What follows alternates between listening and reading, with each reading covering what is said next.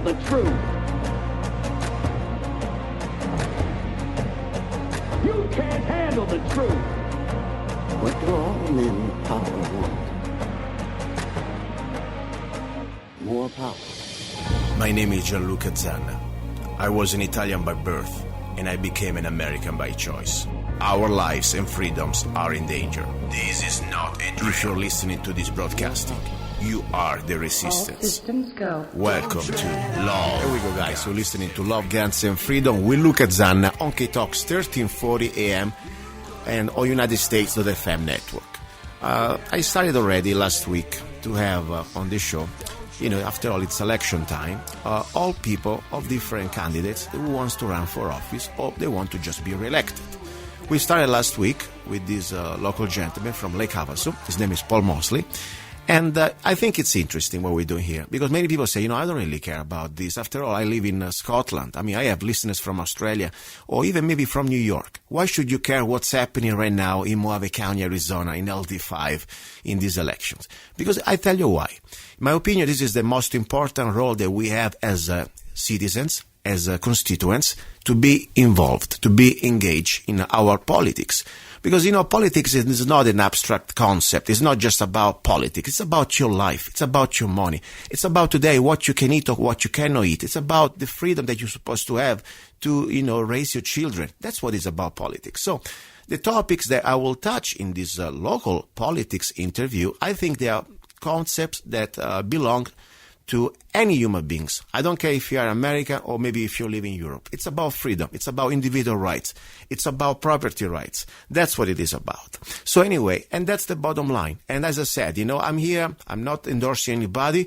I'm as independent, and I like to bring everybody here. I don't care if you're Republican, Democrat, whatever you are, and I'll give you the same treatment, respect, but also the same questions that I would demand from somebody else if I was running for office, talking about public business. And of course, my topics here, it's about freedom. It's about, as I said, individual rights. So I will stick to my principles. That's my agenda. The United States Constitution, Bill of Rights, and of course also the Declaration of Independence.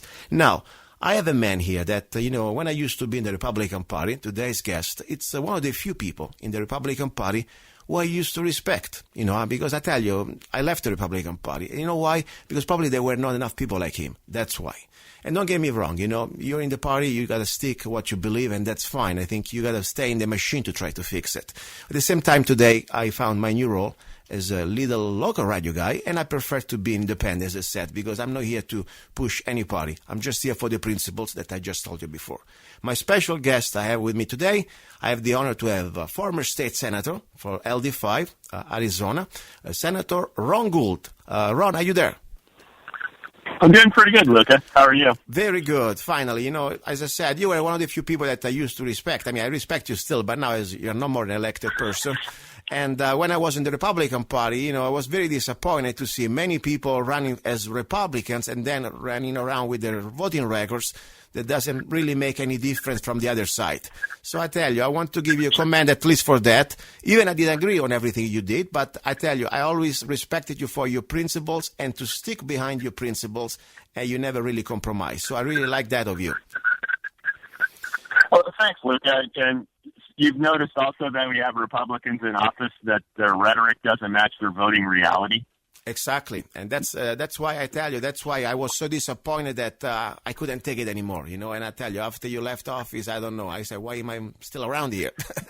But anyway, that's another story. The focus is about you, I want to, before I bring you in as a statesman, as a politician, as your, the values that you want to run, I would like to give you a little bit of few seconds to explain yourself. Who is ron-gould as a human being, as an Arizonan, as an American? What do you do in your private life? Where are you located? What are you doing? Sure. I'm an air conditioning contractor, and I've lived in Lake Havasu City for 20 years with my wife, Janice. Janice and I just celebrated our 31st wedding anniversary yesterday, as a matter of fact. Wow. I have 3 adult children. I have 3 grandchildren.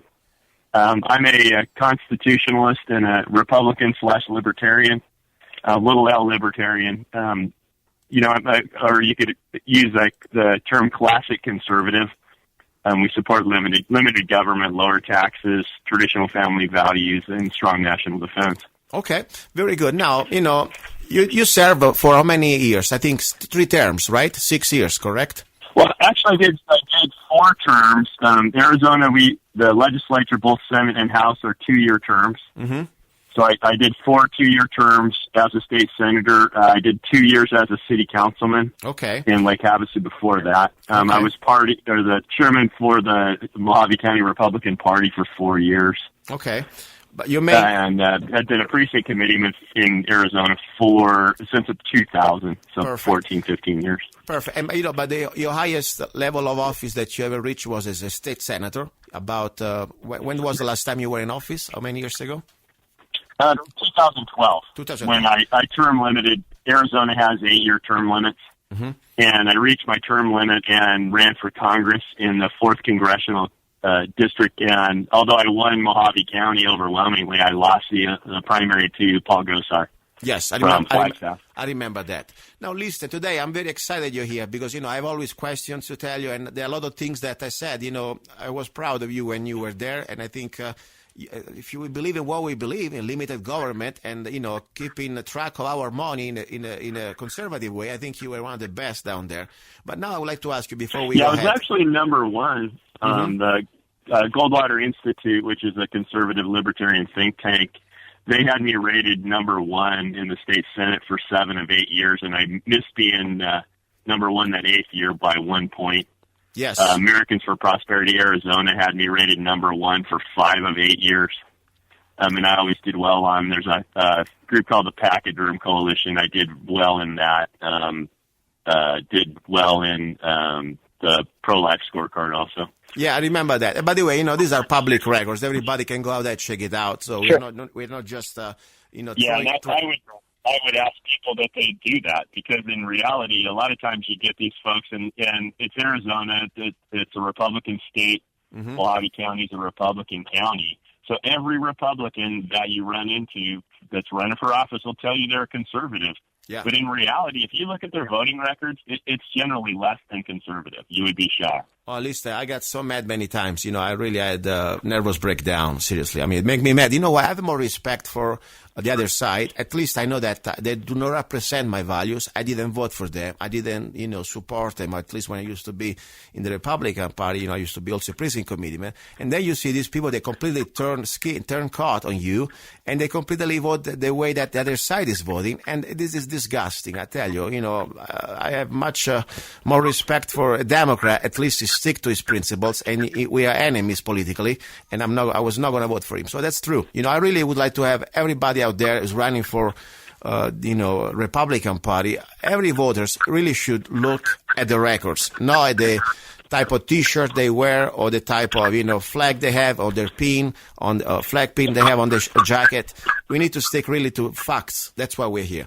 Now, talking about facts. Yeah, no, the shame, Go ahead. The shame is most voters make their decision when they're standing in front of the ballot, and they make that decision based on campaign literature. Yeah. Also, which is sometimes slanderous at best. Mm-hmm. It's true. And also on friends. I hate this Republican the party as a, club friendsman /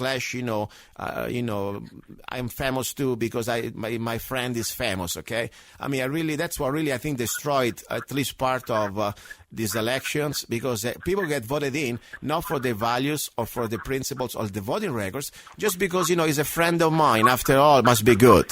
And, when it comes down to public business, I really believe we should keep friendship aside and stick to the principles of this res public, the public thing. That's what we're doing, public business. So I have a question for you. After all, you had a lot of good time. You had a lot of times you spent in office, at different levels. Why do you want to go back now to Phoenix again in the Senate? What motivated you?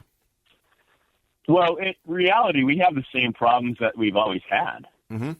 The government does too many things. It spends too much money, and it doesn't respect individual liberty.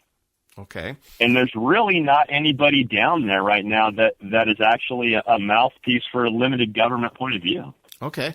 Since you brought it up, and I don't like to talk bad about other people, especially when not here, but these are not just other people. They are public elected officials, at least representatives. And I really believe it's our duty of citizens and constituents to talk about it, So it's not like try to bring them down, but I think we have an objective facts. Since you're running against, for example, another Republican in the primaries, this is still a state representative, Sonny Borrelli. What do you think, for example, your judgment, at least your opinion about his voting records? And by the way, he's running against you. Why you think you can do better than him? Well, if you take a look at Mr. Borrelli's voting record, he, over the 3 years that he's been in the legislature, he scores in the bottom third of the Republican caucus. Not in the middle, not in the top where I was, in the bottom. Wow. And really, that's a low bar anyway. Yeah, I agree. Just because you're looking at the whole Republican caucus. Mr. Borrelli talks like a rock rib conservative, but in reality, that's not how he votes. Can we do a couple of examples? I'm sure you follow his voting records accurately. After all, you're running for the same position. A couple of practical and very, black and white examples in his voting records that say this guy, Representative Borrelli, he didn't vote according to the principles of limited government and individual rights. Tell us a couple of examples if you have. Well, here's an example that really shocked a lot of people is Representative Borrelli sponsored a bill that would allow police officers' names to be shielded for 90 days if they're involved in a shooting. Wow, interesting. This is police chiefs can already shield those names if they think that it's necessary, for the officer's safety. But the big problem is when you create two classes of people, it's problematic. Exactly. This is not a country of special rights. No, I agree. This is very important. We've seen countries like that operated under a two-class system, and it's problematic. It doesn't lead itself to liberty. Now, that's one important point. I was going to bring him up to him. By the way, I officially invited Representative Sonny Borrelli on the show, and so far, no news, but, he's welcome to come anytime. I invite everybody, and, even if we disagree on issues, I always treat you with respect, okay? That's the bottom line. Now, go ahead, another please. issue with Representative Borrelli is in 2013, we had the Obamacare issue where the Governor Brewer was trying to expand Medicaid. You're going to go from the poverty level of $18,000 all the way up to almost $50,000. Wow! Where you're going to receive free health care. That was really the big push. The expansion of socialized medicine in the country was the expansion of Medicaid. Representative Borrelli refused to take a position on that. Interesting. And essentially sat on the sideline. And was the feeling from some individuals that I've spoken to that he was going to vote for that had that vote not been a rolling of leadership. Wow. Because what happened is the governor orchestrated some rhino Republicans and the Democrats that were actually going to launch a political coup of the House and the Senate and install new leadership to push this through. Rather than fight the issue, Representative Borrelli sat on the sidelines. Myself and Senator Frank Antonari, who are both former senators, had to try to run a referendum against that vote of the legislature as private citizens. And we ended up being unsuccessful in that just because it's the amount of signatures you had to gather was so large in such a short 90-day period of time that we couldn't do it without outside money, and no one was willing to go against the governor and the hospital association and the Arizona Chamber of Commerce to do that. Oh, yeah. But that's not what I want for a representative. I want my guy to fight. I agree. No, at least, by the way, guys, I'm not even a Republican anymore, and I tell you, it doesn't matter because I stick to the principles. I don't care if ron-gould was from the party from Mars, okay? I like the principles that we are sticking here, Unfortunately, we are trapped into this mantra, he's a Republican, he must be right, or he's a Democrat, must be right. No, let's look at facts, our principles, individual rights, property rights, freedom. And that's, for me, the bottom line. And as I said, I have many things that I agree with former Senator Gould. Some other issues I do not agree agree. And, I like to engage with him about conversation. Hopefully, try to help each other in looking at facts. But at the same time, at least I like to have somebody that sticks to his principles. And unfortunately, I agree with you. Sonny Borelli, as much as I may like him to have a beer together, and he has a funny accent like mine. Just kidding. My accent is worse. But the point is, he's not a politician that I believe he can represent me in these principles. But I'm not even here as a Republican anymore. I'm just here as a constituent. Anyway, more important, as a resident of LD5 in Arizona. And that's what I'm talking for. Now, question. What are your 3 best accomplishments, if you have 3 accomplishments that you would like to tell us, that you achieved when you were in the Senate? 3 things that you say, I'm so proud I was able to, thanks to my effort, to put them together. A lot of the stuff that I worked on was not actually my bills. A lot of times I worked on other people's bills. Okay.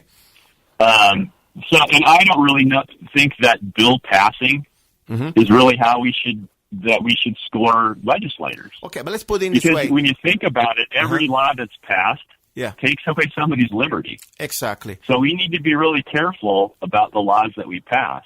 I agree with you. A lot of the bills that I passed either limited government or lowered your taxes or had an effect on illegal immigration. Okay. No, I agree with you. And by the way, just a little input. Sometimes I go, maybe you have the same feeling. Would you like to have a law that for every new law, Congress or the state legislators must repeal 2 old laws? What do you think about that? That would be a good start. That would be a really good start. Some of the bills that I worked on one I worked on was called employer sanctions, where if you were caught knowingly hiring illegal aliens in the state of Arizona, that we took your business license. Wow, I remember that. And how we set that up, it was a 2-strike method. Politically, the people on the left will push back and claim, well, if you take away somebody's business license the first time that they do something, you're going to capture people that inadvertently did that. So to get around that political objection, which is what you have to do a lot of times in politics, I came up with a 2-strike method. Yes. So we'll give you the first strike for free. Thinking that you might have made a mistake or whatnot, but the second time that you get caught hiring an illegal alien in Arizona knowingly, we take your business license. Yes. We also wanted them to e-verify those employees. If you e-verified the employee, then you had what's called a rebuttable presumption, which is a legal term meaning you covered your tail. Yes. That if that person came back good on e-verified and turned out later to be an illegal alien, we weren't going to hold you liable because you did your due diligence. Yes. I would like, time is going to go fast, and there are so many things we can talk, and 1 hour wouldn't be enough. I want to go straight to the points, first of all, that I verify, and I would like to invite everybody else out there to verify on their own about the things that, according to our principles of small government and, lower taxes and also individual rights. Like, for example, the Second Amendment. After all, this show is called Love, Guns, and Freedom. We talk about guns in the second hour a lot. I really believe that Senator Gould, at least when he was a senator, he did a great job. Okay. According to the voting records, nothing but that. So illegal immigration, go check it out.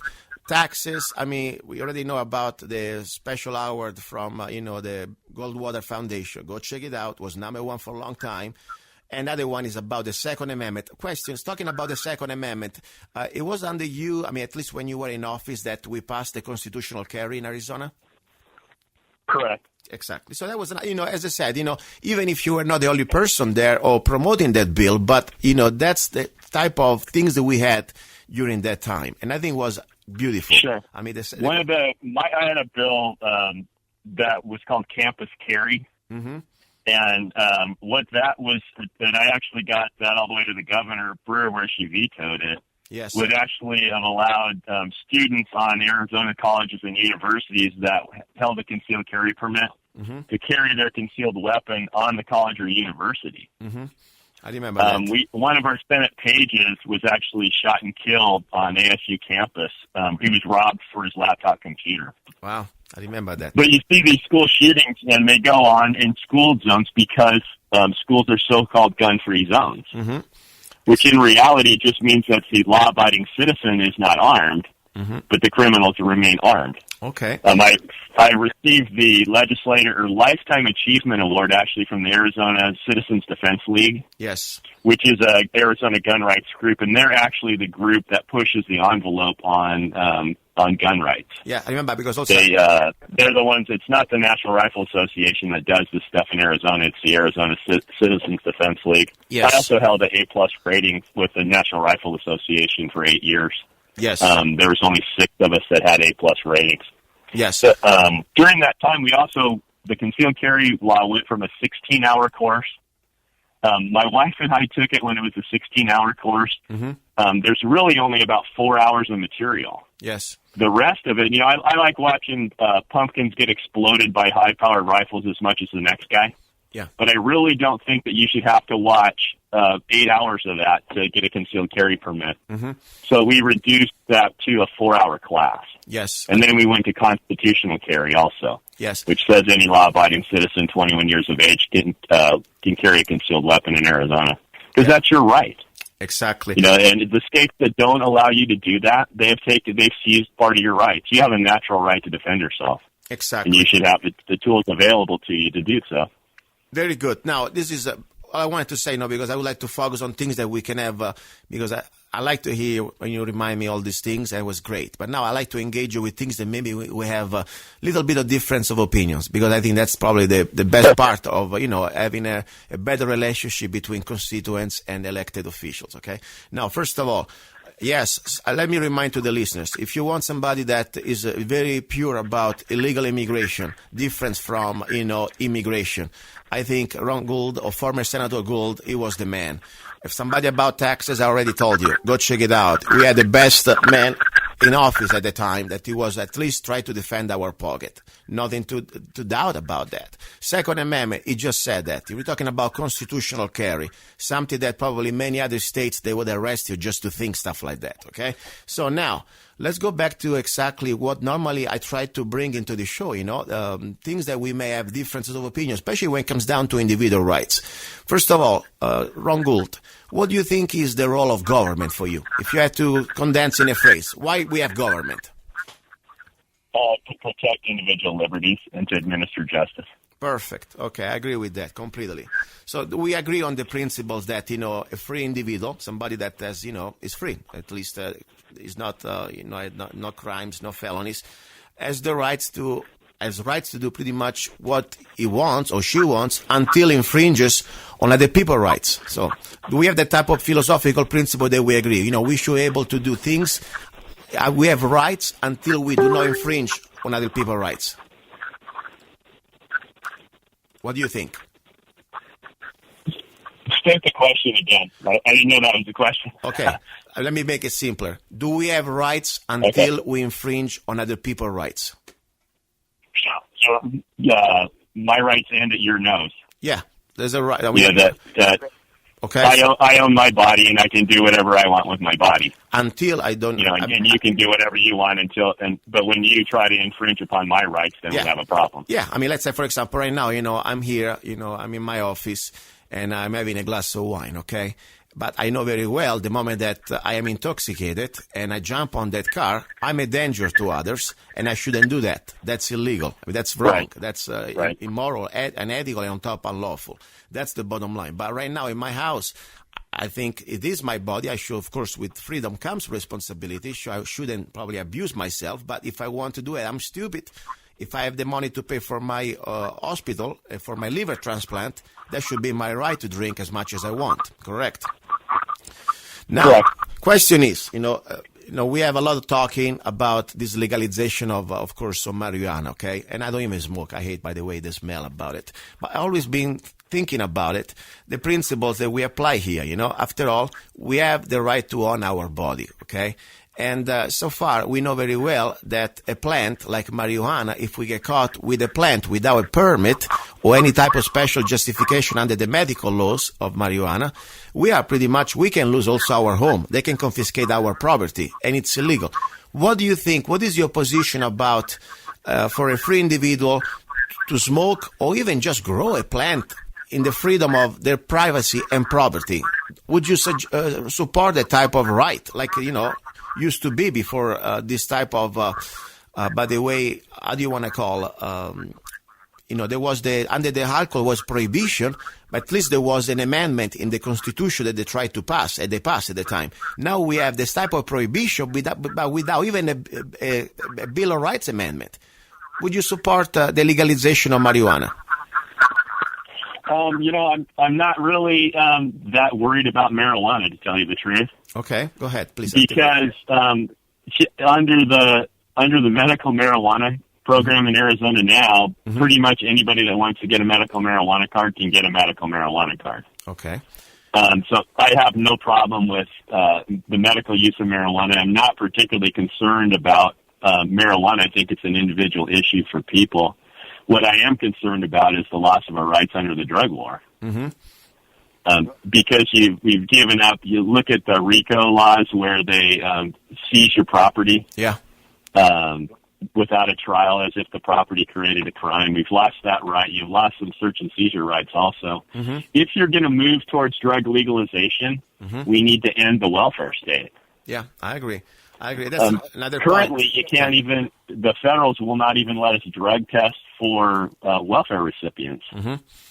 No. And most people would agree that if you're going to do drugs, you should not be on the public dole.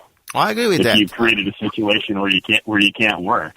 I agree with that. It's something that we need to move towards, and that's really my only objection. Is I don't think the taxpayer should be burdened. I agree with by that. Paying for support for drug users. I agree. I mean, the point is with freedom comes responsibility. The moment that you make the choice, I shouldn't pay for your dope or whatever you want. I mean, I shouldn't even pay for your lack of energy to go to work or whatever's going to happen. At the same time, though, I really believe, though, those guys start a downward spiral.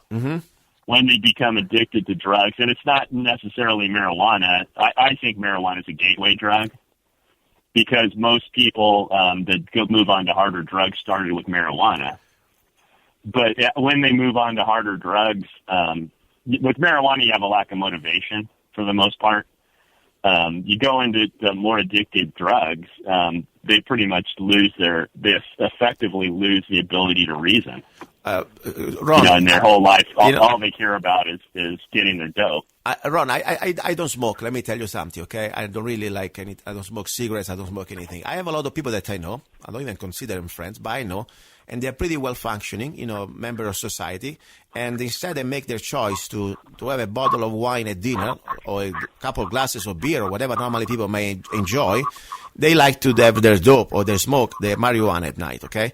And they can completely function. I mean, that's the bottom line. But my point is, if you want to go the type of getaway drug, I'm not sure about that. All I know that alcohol itself is proven that creates millions of deaths during the year, thousands of millions of deaths. I don't have right now the front. I would agree with you that alcohol causes more societal problems than marijuana. And also that we're talking about. It's because it's widespread use. But if marijuana was as used socially acceptable as alcohol, you would probably have the same problems with marijuana. But that's exactly my point. At the end of the day, first of all, I don't think somebody should be punished for the collective misuse of something else, like the gun rights.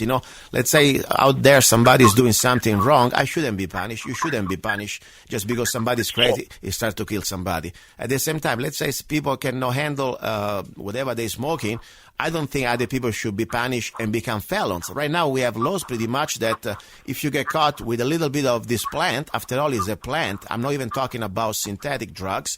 You can become a felon and get ruined the rest of your life and go on probation and treated like a crime. I mean, like a violent criminal and go time to jail. I believe this is something kind of scary, Arizona, first-time drug possession is not punishable by incarceration. I know, but your life's changed a little bit, right? I mean, the first time, the second time. I think we should move towards decriminalization of marijuana, and if you're going to go that way, you need to take it incrementally. Yeah. You and I, we can run our own lives. So if we decided to legalize all drugs tomorrow, you and I we're not going to be out on the corner looking for the heroin dealer. No. And by the way, because we run our lives, we run our lives the way that we see fit. Yeah. And the law is not what keeps us from harming ourselves. It's our own, our own mind keeps us from harming ourselves. Ron, and also another thing, like, for example, we already have a lot of, let's say, laws that make, these drugs illegals, okay? And still there are going to be people that are going to look for their drugs, they're going to find them. And all they do, they support this criminal enterprise of drug dealers and, of course, the drug traffickers.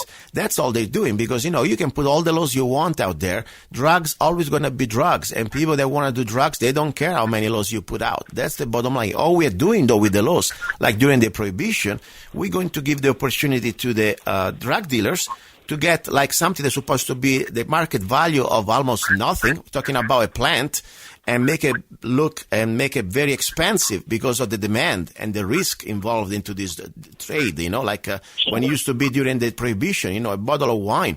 Man, you can become rich if you got a bottle of wine, okay? At least you deal in wine. Yeah, I thought of an interesting analogy, though, is even though alcohol is legal, you still have people that moonshiners that bootleg alcohol. Yes, exactly. And that's because of the outrageous taxes that are on alcohol. I agree. When you, it's a supply and demand thing. When you, if something is so expensive that you can make a living by, end running the tax man, people are going to do it. Yeah.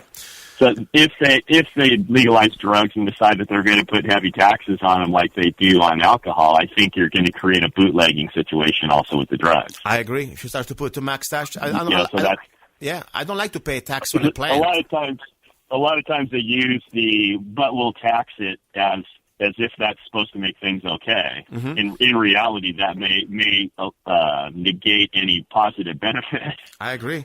And honestly, I don't like even this, position of the Democrats on this legalization because it's all about taxes, I mean, first of all, the principle that we have now government that can tax a plant. Next time it's going to be maybe my basil that I cook with or sage. By the way, I'm sure you know, Ron, sage, normally I cook and make meat with sage. You can smoke it. You can get very distorted, okay? I don't do that, of course, but I heard nightmare stories. So the point that they can start to tax a plant, it really scares the hell out of me, or make it illegal even worse, of course. So that's the principle. I don't want to focus too much on this. I want just to touch base with this, to have an idea what we're talking about, and make people think, After all, today it's a marijuana. Yesterday was alcohol. And tomorrow maybe it could be my basil. Where the government has the right or this type of power to make something illegal and make me criminal. That's the main question I have. Now, talking about... And you've seen that stuff go on ever since they...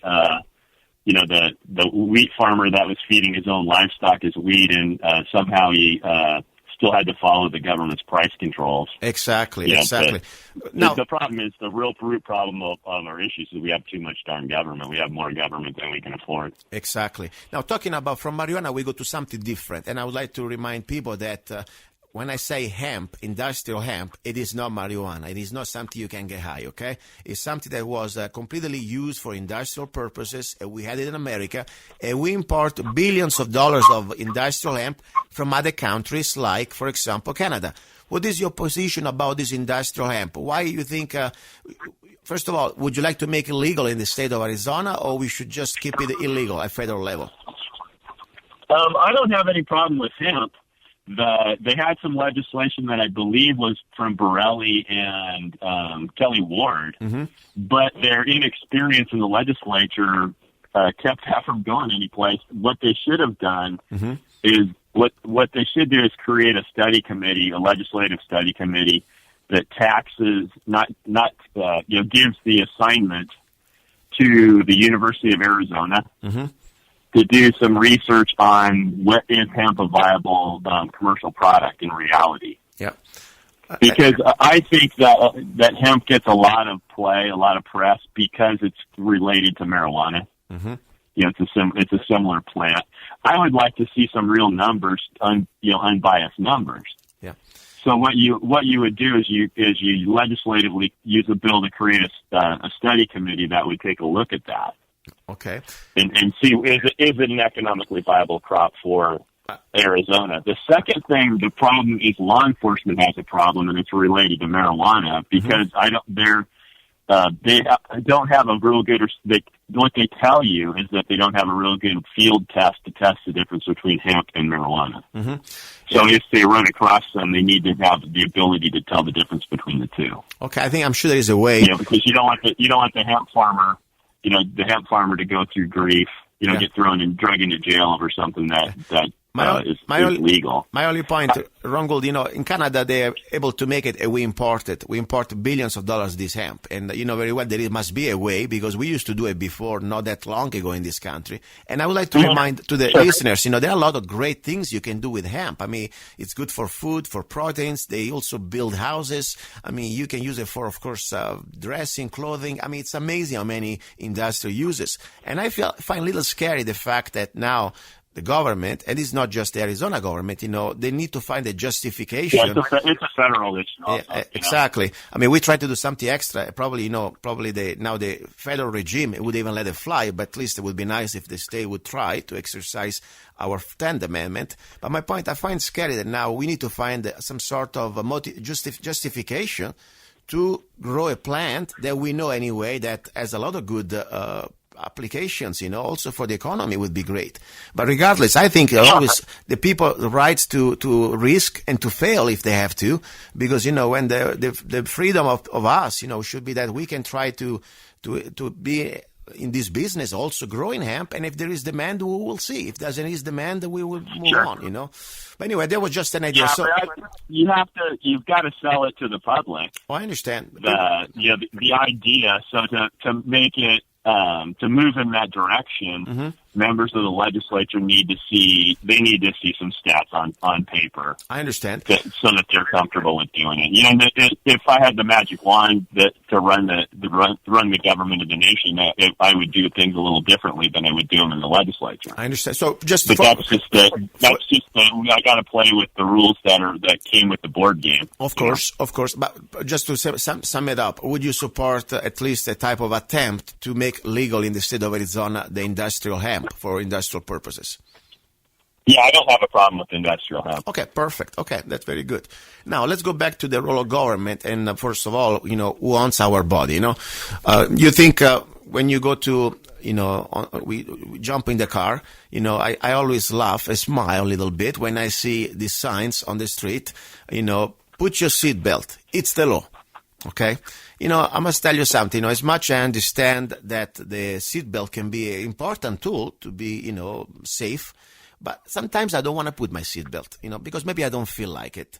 And I tell you, I find very disturbing the fact, because especially we go back to the principles before, I have rights until I'm not dangerous to others.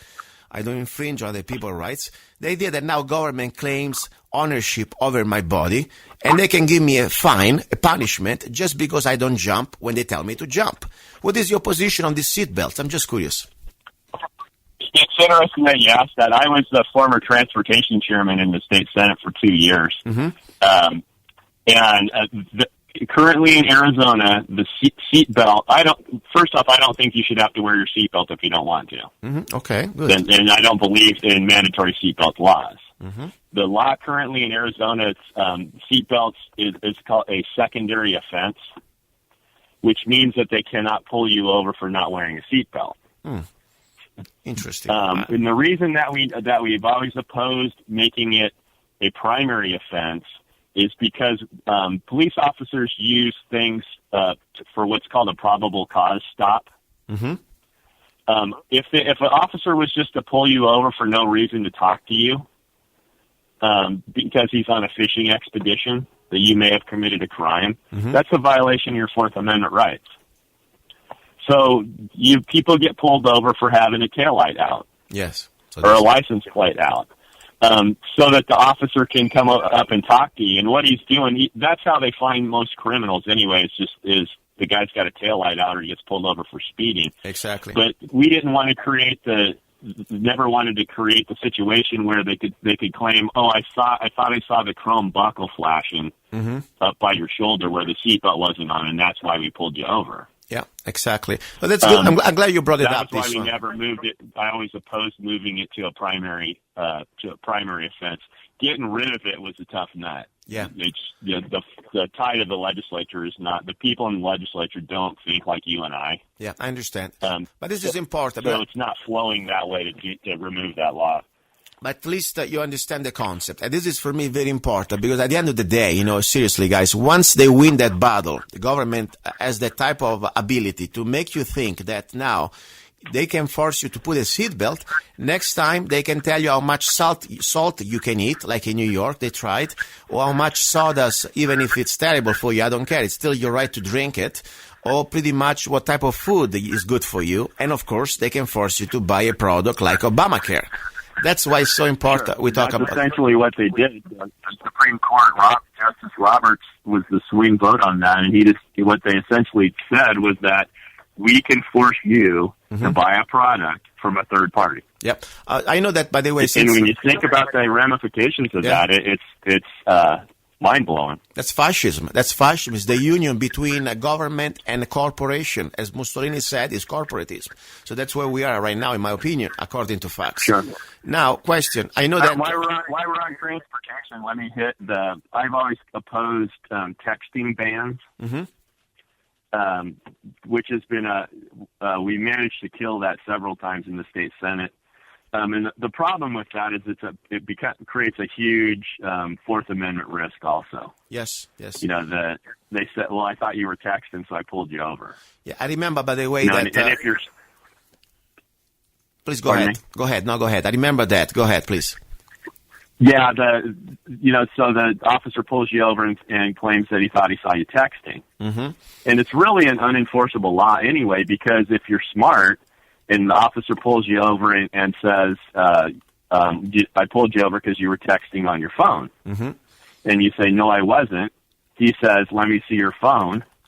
And then you say, let me see your warrant. And that's the end of the discussion, and you're on your merry way. Yep. The court has ruled that a cell phone is your personal papers, and that they cannot look at your cell phone without a warrant. Yeah, and by the way... So it's really a texting ban is an unenforceable law. Yeah. They can pull you over. If you're driving recklessly, they can already pull you over and cite you with reckless driving. And I think texting and driving is reckless, but we don't need a specific law just for texting. Yeah, that's very important you mentioned that, because this is connected also, in my opinion, with the seat belts. And it's connected since we live in the district of Mohave County. I'm here, LD5, and Kingman is part of, constituents. I think really sometimes you should have a conversation when you come back, if you can get back to be elected in the office, with the KPD, the Kingman Police Department. I'm sure they don't like you very much out there, at least according to what the type of activity that they do. Are you familiar with their click it or ticket? Local cops focus on seatbelt violations. I mean, they were pulling over people just for seatbelts. Why they don't read the state laws? I mean, what do you think about that?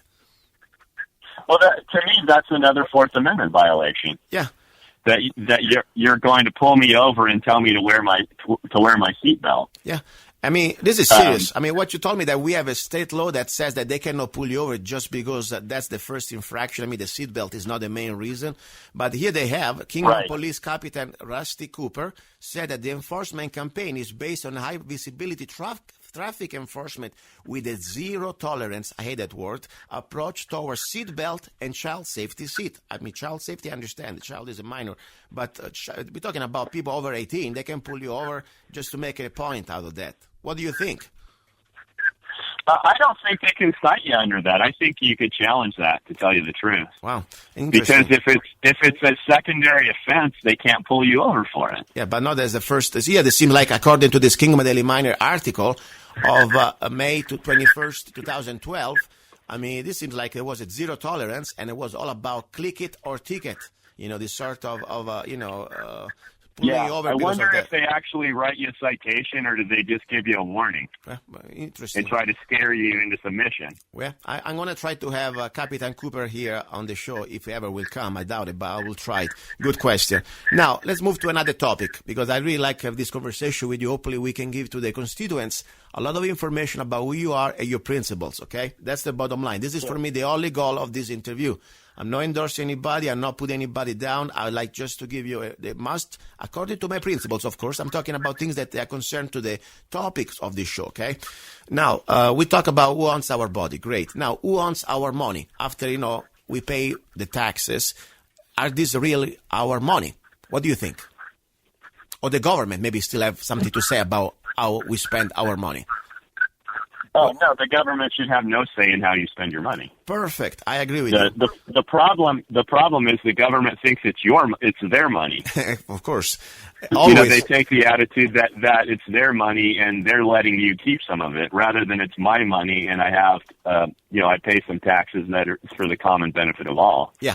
But, after you pay... a lot of times the common benefit of all is not wealth redistribution. The common benefit of all means that it's we should all pay to run the courts and for law enforcement. Well, I agree with that. Not wealth redistribution. I even didn't get there yet. I mean, that's another point. That's something I would like to talk about. Probably we already know the way you stand on this one. This is my point I was trying to make is this, after I paid taxes, okay, and I got already robbed a part of my money by the government to redistribute to somebody else for other purposes that I don't think they are constitutional.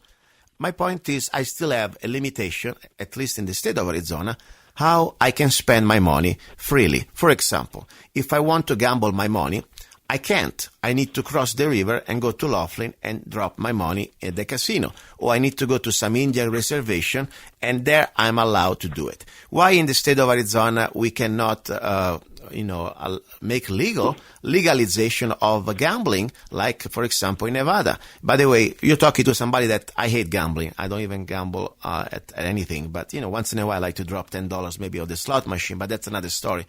Why can we do that? And do you support the legalization of gambling eventually?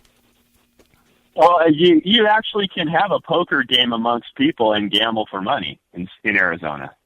Okay. But you can't go to a business that does that. But why can't we do a business like Nevada? Also, we can have, probably have extra income from that business, so we can maybe remove our personal income tax. I mean, after all, it's legal. Yeah, but if you look at, let's say an Indian casino, mm-hmm. it actually just sucks money out of the local community. Why? So if you were to legalize gambling in Arizona, mm-hmm. I don't know that it would be an economic stimulus because people are already set up to travel to Las Vegas to gamble from around the world. Yeah, but you know what? So I don't know. I don't really care if you want to have a card game. I was raised as a Baptist. Yeah. And gambling is considered sin to a fundamentalist Christian. Mm-hmm. But I don't really care what you do. Of because course. that's what you want to do, and it's your money. Exactly. The problem really rolls back down once again, just like the drug issue, mm-hmm. is are we going to have people that go and gamble the milk money and then come to the government with their which is the people's tax dollars, with their handout. My point is, so it's really more of an economic issue. If we go to a laissez-faire society where I'm not taxed to pay for the lifestyles of other people, then I'm not going to have a problem with that. So if we can move in that direction, then we can lift the ban on organized gambling. Listen, if we believe that in free market, at that point, if the business want to start the enterprise in the gambling, they will see if there is the demand, if there is an offer. I mean, the point is, I think government shouldn't be here deciding what business should be okay, what business should be okay, but the consumers should decide and vote with their dollars. And if somebody is crazy or is irresponsible and wants to blast all their family's saving into the gambling, first of all, they can do it already anyway. All they have to do, they cross the river and go to Nevada, so I don't see the difference. Sure. But at that point is, with freedom... Or if you listen to the presidential debate, they're worried about fantasy football also, but... Yeah. But my point is this: I don't think government.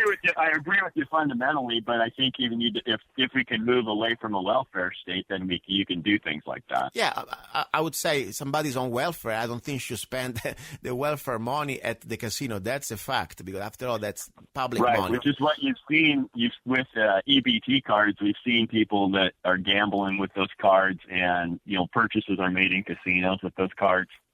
On their what's called TANF, cash assistance money. Okay, but only point. I'm sure we could find a way to limit that. At the point, the rest of us shouldn't be punished because somebody is misusing public money. That's the bottom line. But anyway, I understand your position. I'd like to move forward. We have so much to cover. We're almost at the end. Now, talking briefly about that, you said that, like I do, we believe in the same principles. We own our body, but not the government. And of course, maybe we have a little bit of still differences about the legalization of marijuana. But what do you think about the fact that, if I really own my body and I'm not forcing anybody, I'm not using coercion, and there is a consent between two or more adult parties, why prostitution is illegal right now, and why can we make it legal? I haven't been asked that one in a long time. Okay, I'm glad I did. Prostitution, it never happens the way that you laid it out. It's generally How do you know that? Coerced into prostitution is the thing. How do you know that? The straw man argument doesn't really work. I don't see about generally women become prostitutes because they're either being forced to be a prostitute or their drug addiction forces them to be a prostitute to get their drug money. Let me stop one second. That's in the underworld. Probably you're right. But I have here, for example, I had here on the show the most famous legal prostitute in the world, Air Force Sammy, okay? That don't say that that's my role model, and if I had a daughter, I wouldn't suggest you to do that. But according to what they can do now is a legalization of prostitution, many of them, they do it as a personal and private choice of business. And I think for sure, keeping this in the underworld and illegal, yes, we're going to implement more opportunities for the drug dealers of the mafia or criminals to pimp and to, take advantage of these women, or men, of course, not just women. That's the bottom line. But I believe that the government should have no business, in my opinion, to tell me if I want to sell the labor of my arms, in this case, let's say I'm a farmer, or if I want to maybe sell another part of my body, especially when, I do not infringe on other people's rights. There is consent. Why can't we do that? Like in Nevada. Yeah, I'm just not for legalized prostitution. Okay. I think in I guess it wouldn't, in a perfect world it wouldn't exist anyway, but it's just it never lays out.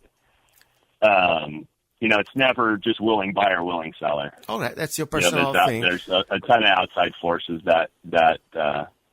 But you know what? No matter what, prostitution is out there. You know what, Ron? And no matter what. Oh yeah, I realize that. Yeah, and but sometimes you don't need to put the government seal of approval on things. Exactly, and unfortunately now that's really what you do. And now it's illegal. And you know what is kind of interesting though is that's not a federal law, that's a state law. Yes, exactly, it's a state law, and in Nevada it's going okay in some counties. Yeah, it's county by county in Nevada. Yeah, and by the way, one thing, some of the other states actually have. Wyoming might have legalized prostitution also. I guess so. But the good thing about at least you give it the opportunity to have some sort of control system that diseases they are not anymore. I mean, you can get more diseases tonight if you go to a bar and you go with a woman that you don't know and just she give it away for free. After all, give it away for free. It's legal, but if somebody is going to ask you for compensation, become a criminal offense. That's for me the disturbing thing. After all, now it seems like that the government is legislating on morality. That's what really scares me a little bit. You just put a chink in your libertarian armor by saying that the government would then regulate it. You know what? There is a point. At that point, I understand. Let me tell you, I'm not even libertarian. Ron, I'm independent. That's why libertarian. I wouldn't fly because I don't go for the open borders. Okay. I'll restate it as this libertarian idea. The idea, of course, we still have businesses. We have to realize that we have licenses, no matter what. I wish we didn't have a license for business. After all, the government. The reason that they give you a license is so they can take your license away. Exactly. That's the scary thing. How many people don't realize that? Yeah, that's the scary. The government now can give me the opportunity to, the privilege to make a living, but if they change their mind, I'm going to starve. That's scary. But now I'm just talking about with the condition that we have. All business must have a license. At least if prostitution is a reality, we know that. I think they should have a license too. Now, it's almost over. I want to give us your website before we go to the point. People, how can reach you out? It's ron-gould.com. ron-gould.com. Very good. Now, last question, and then, of course, time is over. Weather modification. I know you were very aware about it. We gave you information. You were concerned. I know that you took the time to look at the information about weather modification, and I will then remind you that it's reality. But what do you think? You think weather modification is real or not, first of all? Oh, I believe that they are doing weather modification. Mm-hmm. You provided me, I think it was after I was no longer a senator, though, the request for proposal from the Bureau of Reclamation for weather modification through cloud, and it wasn't even limited to cloud seeding. Yeah, and also the state of Arizona website, there is a permit. You can apply directly from the website of the state. For $100, you can apply for a permit for weather modification. So that's another fact, just a local level. What do you think? I mean, this is something that's happening for many years, but lately it's been incrementally going deeper and deeper. Can you see the planes on the sky that make no sense to you when you live like in Havasu and you can look at the sky these days completely going crazy? Are you aware of those? I mean, did you see them with your own eyes that something is not normal? I've seen the what people call chemtrails. I don't know what they are, but it does seem like there's quite a few more than there was in the past. Yeah, and just from a seat of the pants. I mean, the point is, we have here, regardless now that what we can prove, but we know that whatever they spray, it's chemical, and we know that it's coming down to us. That's a fact. And now I think it should be our concern to at least do an investigation. Are you committed to do something if you get reelected to at least start to officially speak? I mean, are we asking to have a conversation on the floor of the Senate? We're not talking that we're going to find the results immediately, but we need to start to have an open conversation about weather modification and its potential danger. Are you committed to do something like that? Yeah, I don't have a problem having a conversation on that, to tell you the truth. But I know the issue was barium, I think, when you and I were talking about it a few years back. Yeah. I couldn't get the Department of ADQ, the Arizona Department of Environmental Quality, claimed that they don't even test for barium. That's another problem. Which was the problem, so they had no baseline. It makes it tough to figure out, but I don't have a problem getting them to take a look at it. I think, if it's harming if my folks are concerned with it in my district, then it needs to be important to me. Listen, the point is, this is a fact. Whatever they're spraying, and we know for sure that salt of barium is one of the elements, is coming down to us. And it's already been proven, at least, that regardless, we don't have the connection, but we know that 85% of the test sample that we have in Mojave County came back with an extremely high level of a blood test with barium inside. So all I hope, if you make it back to Phoenix, you start to bring this officially on the Senate floor, because at this point, this is the only way we're going to start to have a real debate about our health, our environment, and also our economy. Because I tell you, salt of barium and aluminum coming down in our crops is not going to make it better. Listen, Senator Gould, former Senator Gould, I wish you the best, and I give you 30 seconds, whatever you want to say. Go ahead. I just hope that the listeners will take the time to take a look at my voting record and look at the voting record of my opponent and choose who do they think shares their values. And who actually will do the things that they say. Because if I tell you that I'm going to do something, then I'm going to do it. It's not just lip service. I was the number one conservative in the state legislature during the time that I was there. That didn't make my Republican leadership very happy, the positions that I took. But I took them because they were heartfelt positions. If we continue to elect get along, go along, guys, we are never going to push back this envelope of socialism that's enveloping us. If we continue to do the same thing over and over and expect different results, that's the definition of insanity. Perfect. Guys, you're listening to Love, Guns, and Freedom with luca-zanna. Don't go away. And next hour is going to be all about guns. You're listening to Love, Guns, and Freedom with luca-zanna on United States.FM network. Here we go, guys. You're listening to Love, Guns, and Freedom on KTOX 1340 AM and on United States.FM network. You know what? I really love doing this show. At the beginning, when they gave me this opportunity, I said, you know what? People doesn't even understand what I'm saying. Please, don't play with me. But you know what? I took it as an opportunity, as a duty, as a new American. And my only goal here is to completely stand up and try to share the values of this republic, the Second Amendment, the Bill of Rights. Try to share this information not just with us in America, but with the rest of the world. Because I think these are human rights that belong to everybody out there. And I think the best way we can inspire our way of life, it is not just going around the world, but try to show that in our country we still have rights that nobody else has. I mean, think about it. I mean, look, in Paris, what happened? You know, people are like a bunch of sheep. Seriously, I don't want to offend people, but that's the truth. That's the reality of hundreds of years of kings and princes and lords and slaves. Since the Roman times, slaves, they were never armed. That's the bottom line. And guess what? In America, in 1775, we decided we are nobody's slaves. There are no more kings, no more queens. We are human beings, and we have, rights. Inalienable. If you don't want to believe in God, that's fine, but there are God-given rights in my book. And the bottom line, among those, we have the right to defend freedom and to defend our life. That's the bottom line. You know, when I talk about Second Amendment intentionally, I never talk about sports. I don't talk about hobbies. For hobbies, I cook pasta. That's what I do. But when it comes down to guns and rifles, for me, it's about a matter of freedom. And I really think the most important thing we can do here to defend the values of America is to train and educate the next generation.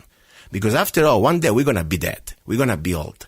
If we don't have enough people, young people out there that continue the struggle for our republic, we will lose it. And that's exactly these bastards are trying to do. You know, they are controlling the school system. They are controlling the media. They're controlling the music, the arts. They try to brainwash our youth. They want to completely castrated, emaciated, people that cannot even understand what they lost because they never had the chance to understand it. Maybe their mother could not have the chance to even educate them. That's why when I see, young men, like this young man that now, of course, I'm not going to have on the show. He's too young. He's only 5, but I have his father. And I'm so proud that I was able to find him and this video of him. Bottom line, there is this little video on running around Facebook of the 5-year-old young man. I call him a young man because he really acts like a young man. He doesn't act like a little child, okay? With the supervision of his father, of course, performing incredible dry practice drills that I tell you, that's probably, I was so impressed and it almost made me cry. I know many liberals say, you must be crazy. Yes, whatever. I get emotional things like this. And I want to say, I wanted to bring the father in because that's for me exactly where we're going to win this battle. We're going to have family.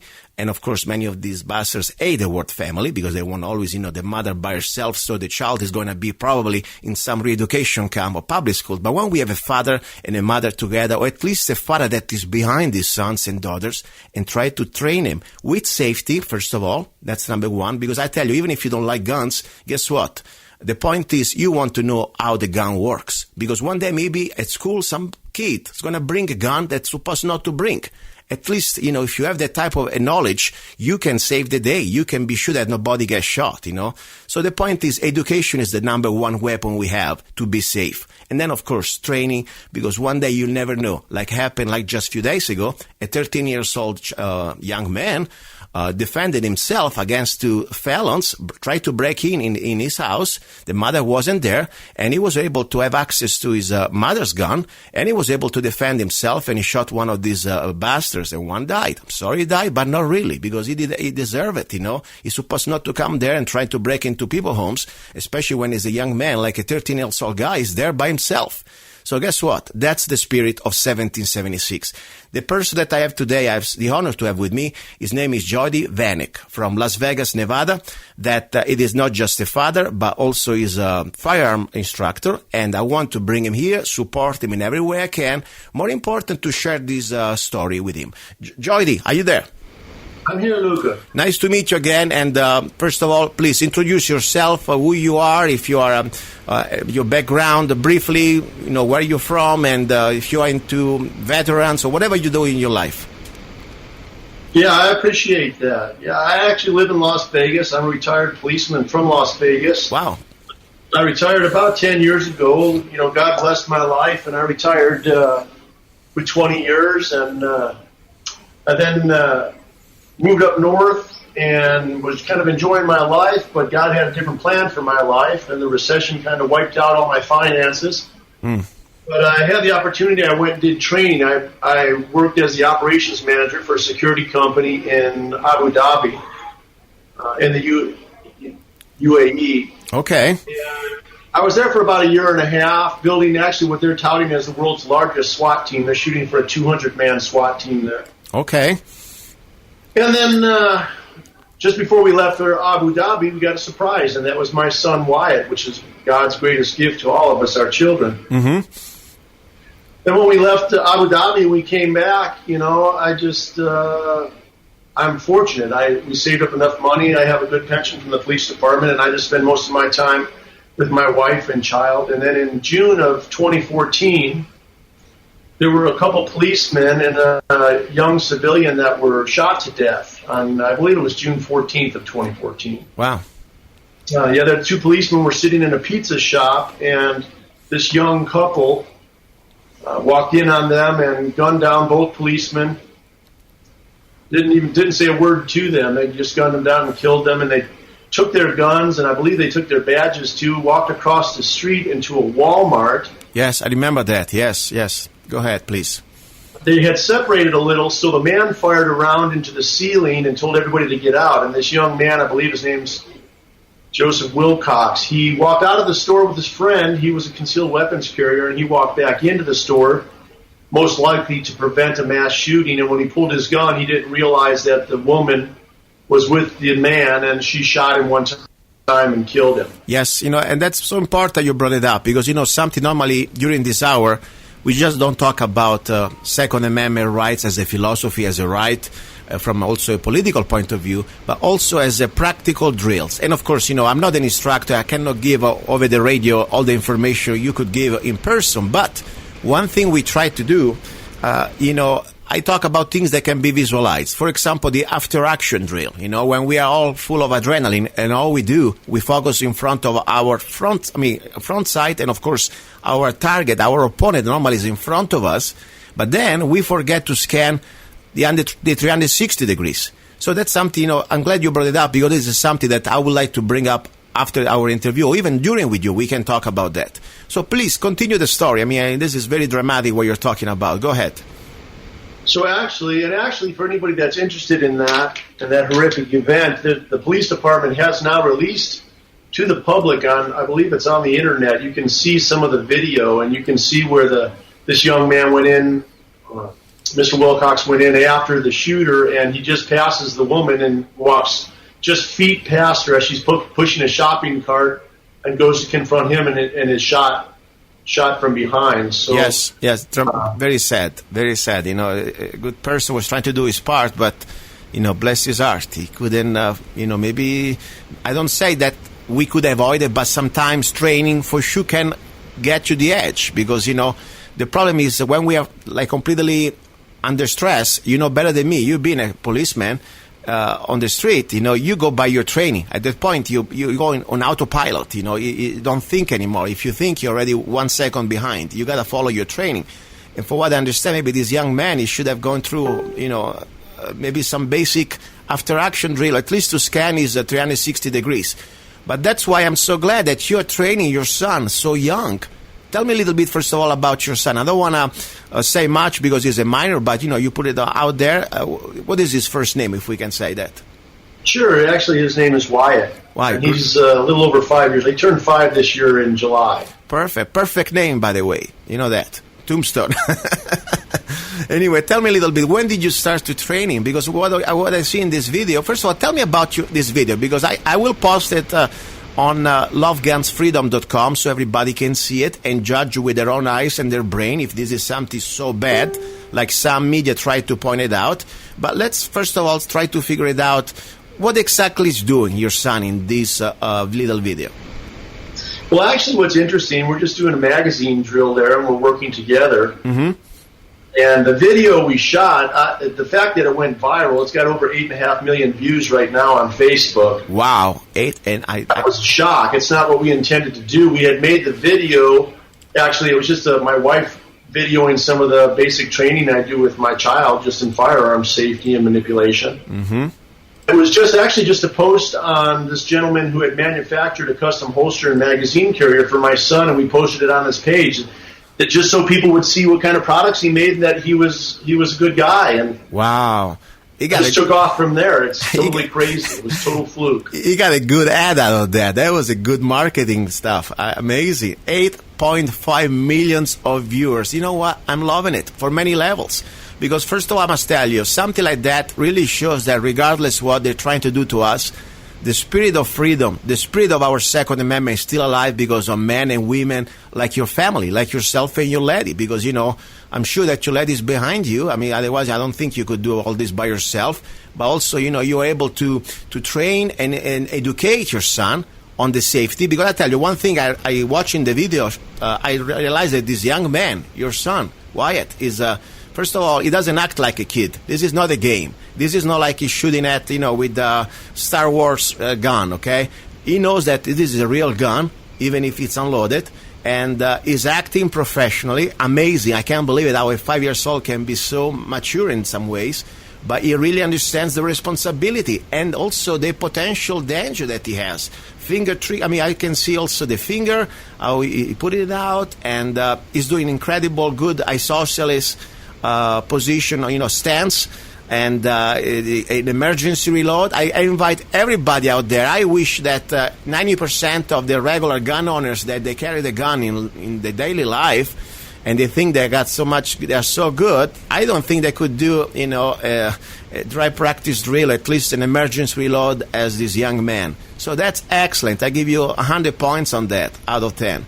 Okay, so pretty much tell me, after you post this video, just to try to, show the beautiful little custom holster that I like very much, by the way, what happened to you? Who contacted you? Well, I have to say, it was interesting. Like I said, we just posted it on a website to help a friend that had built this great gear, and within a few hours when we went to bed that night, I noticed that there were 12,000 people looking at this video. And then in the morning, about 6:30 in the morning, my phone was beeping, and I got up, and there were 84,000. By noon, there were 500,000, and by about 11 o'clock at night, there were 2 million viewers in the first. Don't forget to monetize, okay? I'm sure you're already familiar with that, okay? You can probably buy a couple extra guns with all these viewers. Continue, please. Well, I hope something like that will come across, but, it's really interesting. My company, I founded my company this year because of that shooting of the 2 policemen and Mr. Wilcox. Yes. And it's because, I don't know that actually anybody could have done anything different. The policemen were taken completely by surprise and shot at point blank. Yeah. Mr. Wilcox, if you watch the video, he could have hung back, but if you watch him walk past the woman, the only thing, if you watch the video, you can see that the woman is calmly walking with her shopping cart. Yeah. Everyone else in the store is running. So really, there is something he could have picked up on, but, he probably had tunnel vision. He was going after the man with the gun, and it wasn't a mass shooting. Yeah. I think that if the gentleman would have been shooting actively people, he would have just engaged him. Yeah, you're so right. It's kind of a really sad affair because I think that because the shooter wasn't actively shooting, he was probably going to try to get him to drop the gun. So he seems like a good man, and it was just an error that I believe anybody could make. But I'll tell you, you can really learn from that. Yes. Unfortunately, 3 men had to lose their life. Of course, the 2 shooters ended up being killed. I believe they killed themselves after being wounded by police in the store. Yeah, you're right. I mean, this is something that, listen, this man, young man, he had a great heart, number one. I mean, and many other people, they would have run. He was trying to do the right thing, and he did the right thing. But the point is, sometimes when you find yourself in those situations, you realize that how much we are humans.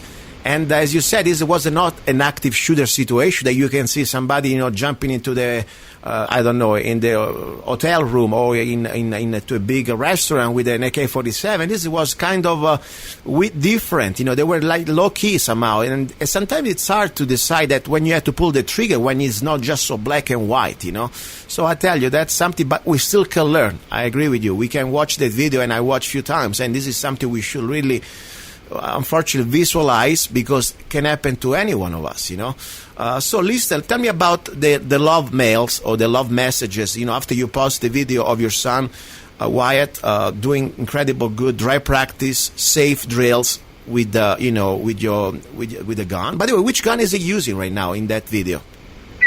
Actually, in that video, it's a pistol we had just bought a month or 2 ago because it fits well into a child's hand. It's actually a Browning 1911/22 in 22 caliber. Wow, yeah, it fits very well. I was pretty impressed the way, it fits for his small hands, but it looks very balanced, and it looks like it is not just some minigun. It looks the perfect gun for his hands. Pretty amazing.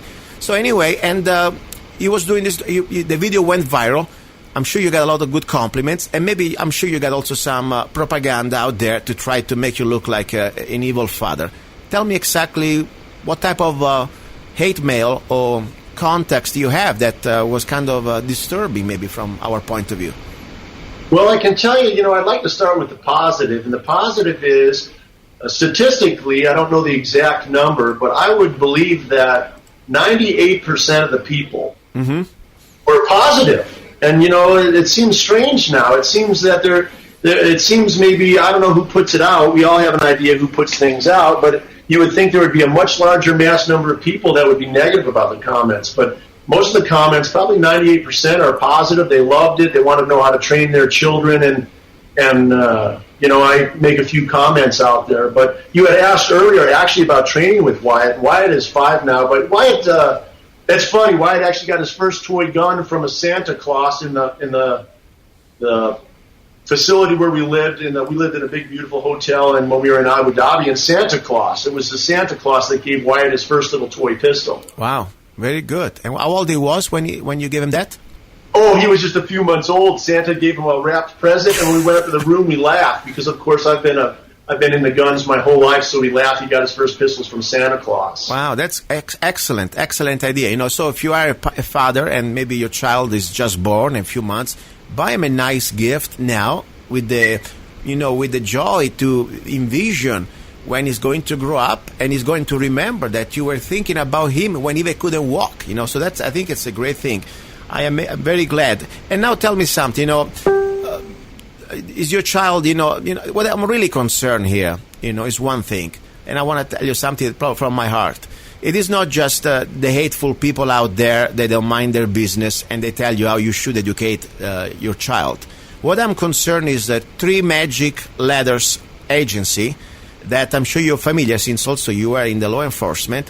It's called Child Protective Service. That unfortunately they really live out of another reality. There's no anymore under basic Bill of Rights or Constitution of due process. They do things according to how they feel, especially with judges. You ever thought about the risk to face such people? I mean, because after all, they can say that you are not fit. Depends on which type of part of the world you live. Maybe Las Vegas and Nevada, it's a good area where people understand the Second Amendment and, you're a responsible person, they can see that. But if you were doing that probably in California, I wouldn't be surprised that maybe that you had a visit, at least from the Child Protective Service, to see what you're doing with your son. You ever thought about that? I actually, I'm not too concerned about that. I never was. Now, of course, when I started getting very negative comments from some people, there were people, from saying Child Protective Services should be at my house, and then there was actually I'm not going to say their name on air because I don't want to give them any credit, but there was an anti-gun coalition on Facebook that posted it. And they also posted both the personal Facebook pages of my wife and myself, trying to get us to be harassed, of course. Wow. And on there made comments saying that they hoped my son killed both of us and then killed himself. So Wow. This is so bad. This is so evil. I'm telling you, these people are supposed to be for non-violence. This is, what the heck? Wow, I'm shocked. What's interesting, Luca, is that, and I posted back to a lot of people, and I should say, too, that because you had asked earlier, and I was probably a little forgetful, but, my son has had toy guns. Like I said, Santa Claus gave him something when he was a few months old and wasn't even capable of understanding anything. But what I did is, as he grew up, after about, he would play with his toy guns. Well, I would play with him. He wanted me to play with him. Well, of course, being a firearms guy, I would just teach him to finger index and not to cover with the muzzle. And what I realized over the years, everything he did was normal to me, but it was when friends got around him in the last year or so, they were so impressed with the way he handled just his toy guns. He could do magazine changes, and it's just really, I have some great videos of him. We're going to come out with more, but he's actually been training with toy firearms, and then we graduated to airsoft guns, and now he's finally touching his first real pistol. He's beautiful. He's just a beautiful kid. You know what I want to tell you? One thing I really realized, beside the gun part, the training, what I noticed just the way he moves, and I invite everybody to watch this video, and I'll play now, even you can watch it, because it's on the radio. He does not act anymore like, I'm sure he's a child, and, he got his moment of child, and probably sometimes, he wants to do child things. But when he has that gun in his hands, he's acting like a grown-up man, seriously. And I tell you, that for me probably is one of the best part how a development of a child could be. Because I tell you, as I said, even if you're not into guns, even if you think people, maybe you don't want to have a gun in your house before your choice, whatever. Think though, this child one day in schools or maybe with friends is going to face situations that somebody is going to bring the gun when supposed not to have it. And to have education could save life. Even just the way you handle it. I mean, I go to train at front sight, okay? I'm a life member. I'm sure you're familiar with that. You're not that far from there. And I was listening to a story during one of these classes, and there was an accident. There wasn't an accident. It was an act of negligence, unfortunately. What happened in a school a few years ago, a young man, probably 12 or 11 years old, brought a gun into school because, just because nobody told him, probably nobody really gave him the right straight education like you give it to your child. But regardless, he brought his gun and he showed it to the teacher. The teacher didn't know anything about a gun, and she thought, though, that just removing the magazine, the gun is going to be safe. They forgot about chamber check. The first thing you do when you handle a gun to somebody, you chamber check to be sure it's really empty. Guess what? Unfortunately, the gun was all done by a child. Meanwhile, the teacher was calling 911. And, of course, the little child forgets, maybe nobody told him, don't put the finger on the trigger. So, boom. And one person, one little baby, one little innocent child died. What if instead of being, for example, the child that didn't have any type of education, especially at 12, you should supposed to already know these things, especially when, you have somebody like yourself can train your children.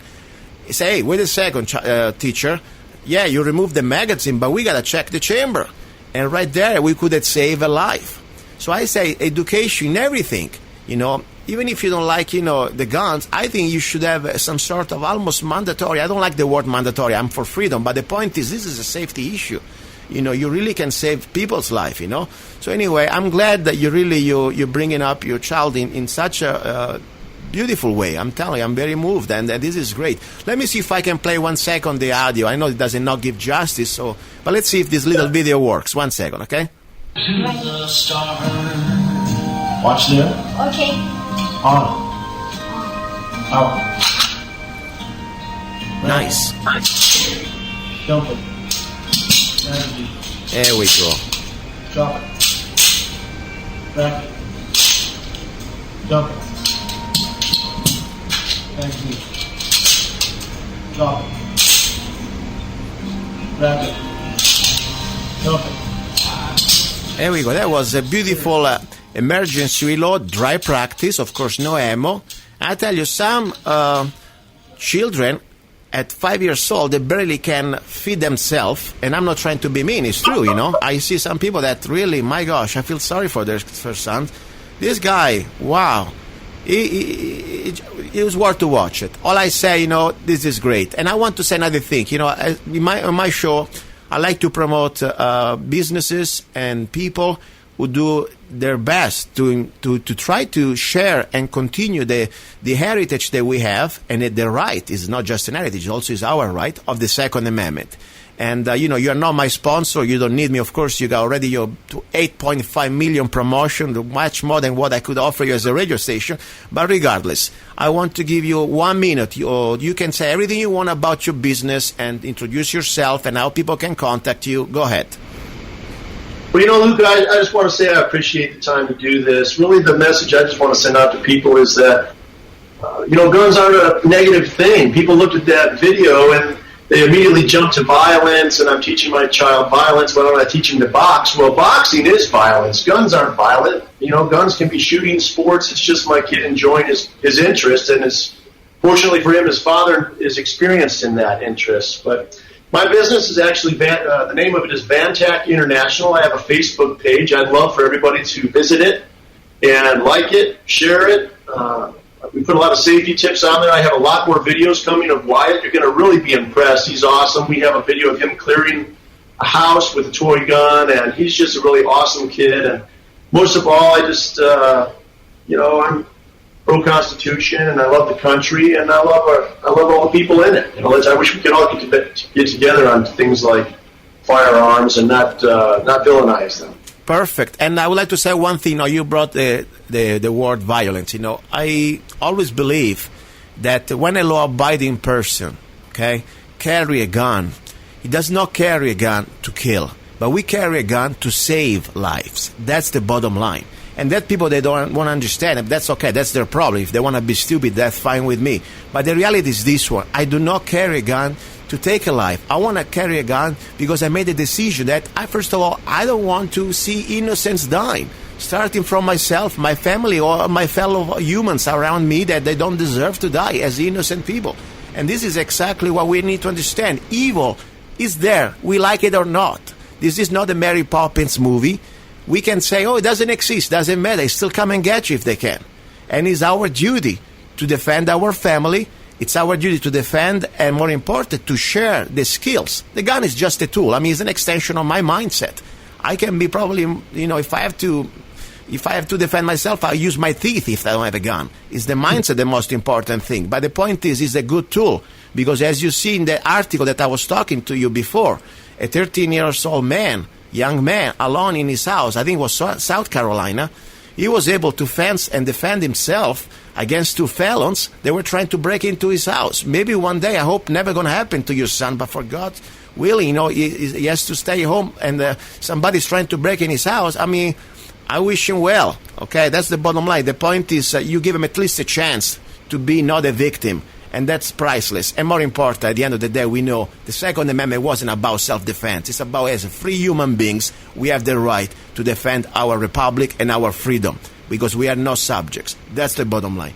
Listen, I consider you a brother in freedom if I never met you, and I want to prove the point that, sometimes, we say, the cops lately, they're getting a bad raps. I understand there is a new type of generational police. Unfortunately, there's been a federal trained, and, they forget about the Constitution Bill of Rights. But when I see people like you, that you are a peace officer, you are a policeman, give me a lot of hope. Because I think, you understand the Second Amendment, and now today you're back, in the general population, but you were one of them.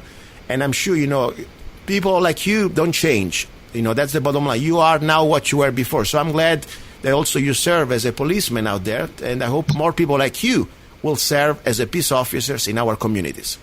Well, Luca, I just like to say I appreciate you saying that. I want to, I want to commend all the men and women in law enforcement. They're all my brothers and sisters. There's a lot of great people out there. I just can't commend them enough for the things they do for the community. I think, unfortunately, in civilian life, people don't always understand what it's like to be in law enforcement.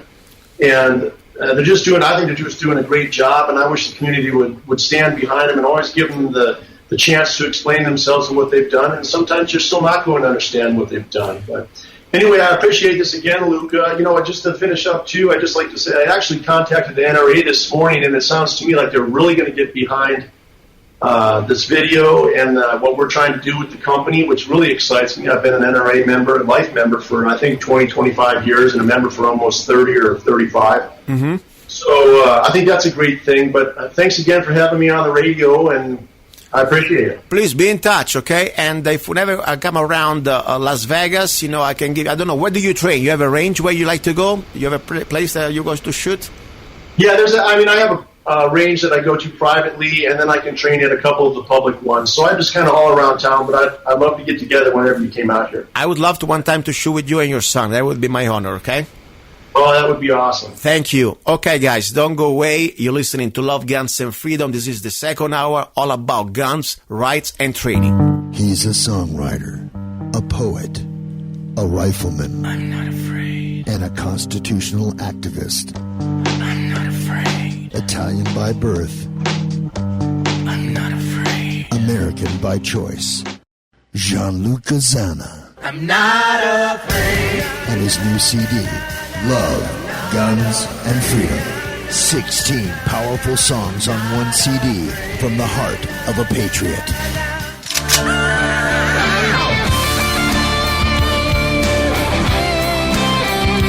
For download or to order the CD, go to www.lovegunsfreedom.com.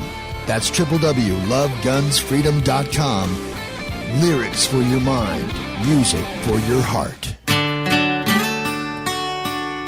Gianluca Zanna's new CD, Love, Guns, and Freedom. Here we go, guys. You're listening to Love, Guns, and Freedom, second hour. This is the second part of the second hour. It's all about guns. You know what? I just realized I even didn't plug any of my promotion.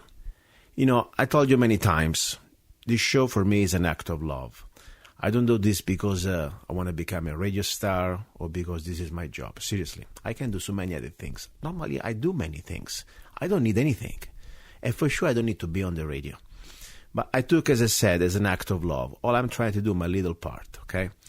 And I need help too. You know, at the end of the day, times, I realize that I'm putting more hours than I thought. You know, 3-hour show, you know, finding the guest and looking for things and software and producing. I mean, I do everything by myself, okay? And I could dedicate many of these hours doing my business, okay? Especially now with this economy, probably I should put more effort in my business. But I'm doing this because I really feel that is the right thing to do. I need your little help. Normally, you know, as I said many times, I don't count on commercial sponsors because I don't want to go out there and then being told what I can say or what cannot say. I want to be here. First of all, this is your show. This is about freedom of speech. We can say, we can talk about things that just thinking, for example, like in Europe, we could be arrested. This is still America. But even in America, you know, there are some commercial rules. Sometimes, you know, you got to play the game. Guess what? I'm not going to play any game because I don't need it. I'm here because I want to be and completely be exactly honest to the things I believe they're important. The truth, number one. And if I'm wrong, I tell you, I'm sorry. So I'm not here to be right. Now, I need your help. And you know what? I'm not asking for charities. I'm not asking for, you know, donations. No. I give you the opportunity to get something in exchange for just 99 cents. Think about 99 cents. If I'm not worth the price of a coffee, probably, you know what? I'm not worth even to be listened to. If you care about what I'm trying to do, all you have to do is go to Zannart, ZANNAART.com, or go to lovegunsfreedom.com. There is a music section, or go to Zanna, ZANNA.us, Zanna.us. You can find any of my songs for just 99 cents. Just 99 cents. So everywhere you are in the world, you don't even need to say, okay, I need to have the shipping or something. No, it comes automatically to your emails. Okay? And you can find me, of course, on Amazon, on iTunes, everywhere. That's one of the way I make my life. You know, I pay my bills. This is not NPR. You know, if you're in America, you know what it means. National Public Radio, that they extort your money through the tax dollars, these parasite leeches. That's what they are. And always at a little voice, like, oh, this is NPR. And meanwhile, they screw your pocket, you know, fist with both hands. Anyway, back to the show. Second hour. This is about guns. You know, I want to go back a little bit onto the training part. You know, we were listening before. We were listening and talking to this gentleman from Las Vegas, a former policeman. And I'm so glad that he's doing what he's doing with his son, training him at such a young age. At least one thing he's accomplishing is making understanding to this young man. The gun is not a toy, but it's a tool that can be very dangerous, and start to teach him at least the safety aspect. That's number one thing. Now, let's talk about the training part. You know, there is one thing that most of the shooters out there on the range I never seen performing. Because unfortunately, it is something that we don't train unless you go to dedicated schools, like I had the privilege to go. The point is, under stress, our bodies start to react in a very funny way. Normally, if we go to the range and we shoot with friends and there is nobody throwing lead at us and nobody shooting back, everything's fine. This is not the real world. You know, the real world that you're going to be probably sweaty, you're going to be probably freaking out, you're going to be so full of adrenaline that, my gosh, and it's called tunnel vision. Your body automatically will focus all the attention to the threat that is in front of you most of the times. And the rest of the world almost disappears. And then everything starts to slow down. The problem is tunnel vision, it can be important because it's a natural reflex of our body, because at the end of the day, it's try to focus on our main threat, but also can be very deadly, because then we forget of the rest of, let's say, 360 degrees, or at least a big part of our, back. And then what happens? That happens that you don't know that, normally, maybe rats walk in pack. Evil people, maybe there are more than one. Most of the time they go together. So we need to start to incorporate in our drills, I don't care if you have a rifle, shotgun, or handgun, what we call the after-action drills. If you ever heard about that, please take notes, okay? And I remind you, I am not an instructor.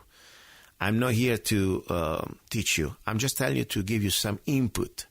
And hopefully you can find a place, a school, an instructor in your area can give you some help. That's what I'm trying to do.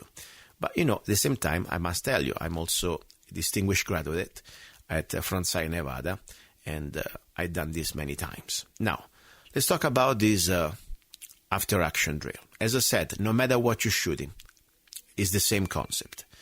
Okay, let's say you engage your adversary. You give him let's say with a handgun. You shoot him, he's down on the floor. You think he's gone. Are you sure?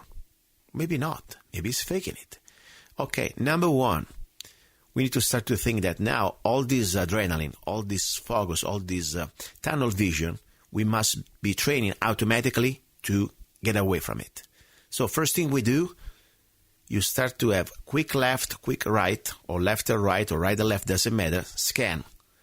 You want to completely remove your focus just from that opponent that now supposedly is laying down on the ground. So quick scan, left and right.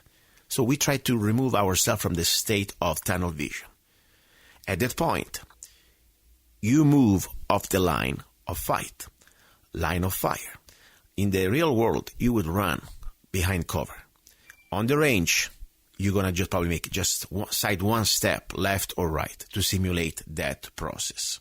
Okay, so quick scan left or right and move one step or two steps if you're on the range. And if you are in a big range, maybe put some sort of realistic cover and go behind cover. From that position of cover, that's very important. You don't want to be there static, because at the point, if you're static, you are completely a target. So you move, and when you're there from the position of cover, at that point you go back on focusing on that threat, on your adversary, on your opponent, on that scumbag that's supposedly supposed to be, sinking in his own blood. And I'm not trying to be graphic, but if somebody's trying to shoot you and kill you in army, yes, you want to stop the threat, and better him than you. That's the bottom line. So what you do, you count 1001, 1002, 1003. Meanwhile, your gun or your rifle, it's on the ready, finger off the trigger. That means it's about 45 degrees down. But you're watching, you're looking at your threat. You want to be sure that there's no faking it, because that's very dangerous. Sometimes they could fake it. You turn your back and they shoot you in the back. So you want to be sure that it's really down, because maybe you just shot him on his leg. Maybe you just broke his femur. But guess what? That would be very dangerous. An adversary on the floor, on a solid position, shooting position, he can shoot you back and even be more accurate. So you want to be sure behind cover that he's really down. He doesn't breathe, he doesn't move, he's there. Okay? At that point, immediately after, you incorporate the scanning the rest of your environment. We're talking about the rest of 360 degrees. So always with your gun or rifle or shotgun on the ready, finger off the trigger, you turn around on the ready, 45 degrees. You don't want to point the muzzle to the, innocent bystanders. And what do? You want to be sure that there are no other bad guys coming behind you. That's very important. Now, this is just, my 2 cents version of dry practice drill. The after-action drill. Try to incorporate it. You don't even need to have a gun to do it. You can do it with empty hands. Simulate that you have a handgun. You can do also at home. But do it. Normally, I like to do this every time I finish my shooting session or dry practice or live fire practice. Doesn't matter. I always incorporate that. Now, another thing to do when you finish your, after-action drill, always perform a tactical reload. Maybe you say, what is a tactical reload? Sounds like a big word, but it's just what it is. Probably you spent 2 or 3 rounds, maybe 4 rounds. You don't know. Under stress, you don't know. The point is, now in the moment of a lull of a fight, that means they are not shooting it back at you. Everybody's gone. Supposedly, hopefully, you are behind cover. In that moment of calm, and hopefully relatively safety, at that point, instead of just leaving the magazine in your gun partially spent, why don't you just put a fresh one inside? So you have the tactical advantage that your gun is top off. In case more bad people coming out, you have at least all the rounds that you can put in the gun. Tactical reload, that's what it is. Exchanging a fresh magazine with the one that you partially used. Now, I'm not going to go here exactly how to do it in this segment, but if you go to my website, handguntraining.tv, join my newsletter. And by the way, there are free videos, and I have also my book coming out in a few weeks, okay? And it covers all these things with photos, and the book is so affordable, $1.99, the ebook. And I think I'm going to give them for free on my website, handguntraining.tv, because I'm also getting sponsors. So I'm trying to do my best.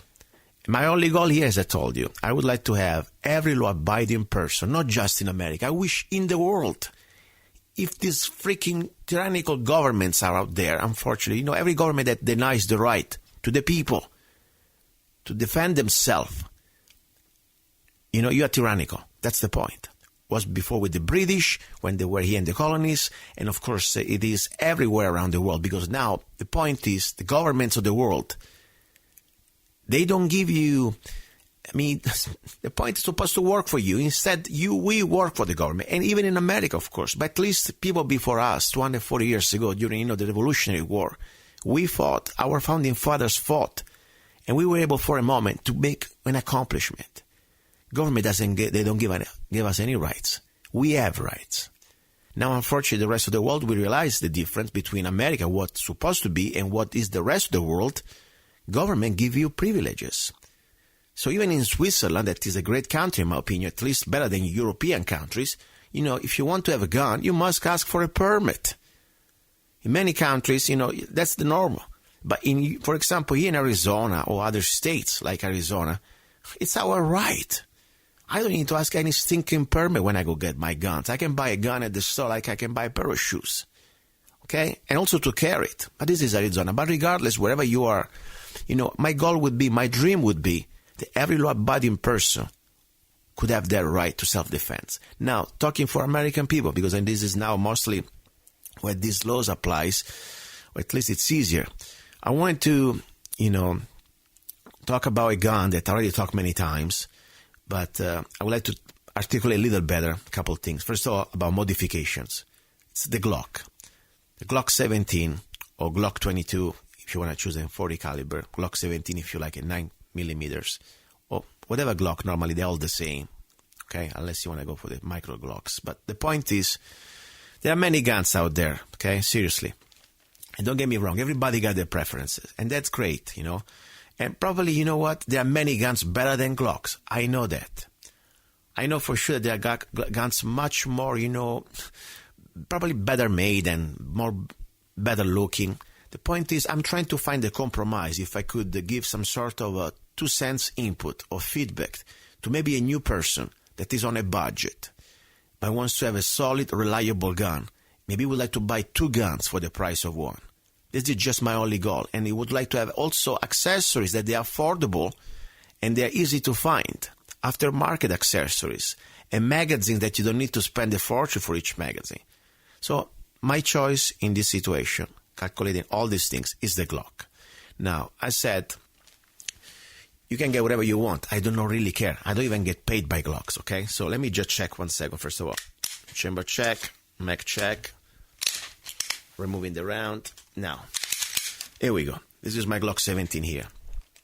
If I had a dream, and the dream would be every law-abiding person, man, woman, or between, I don't care if you're trans or gay, whatever, you need probably 2 guns in the case.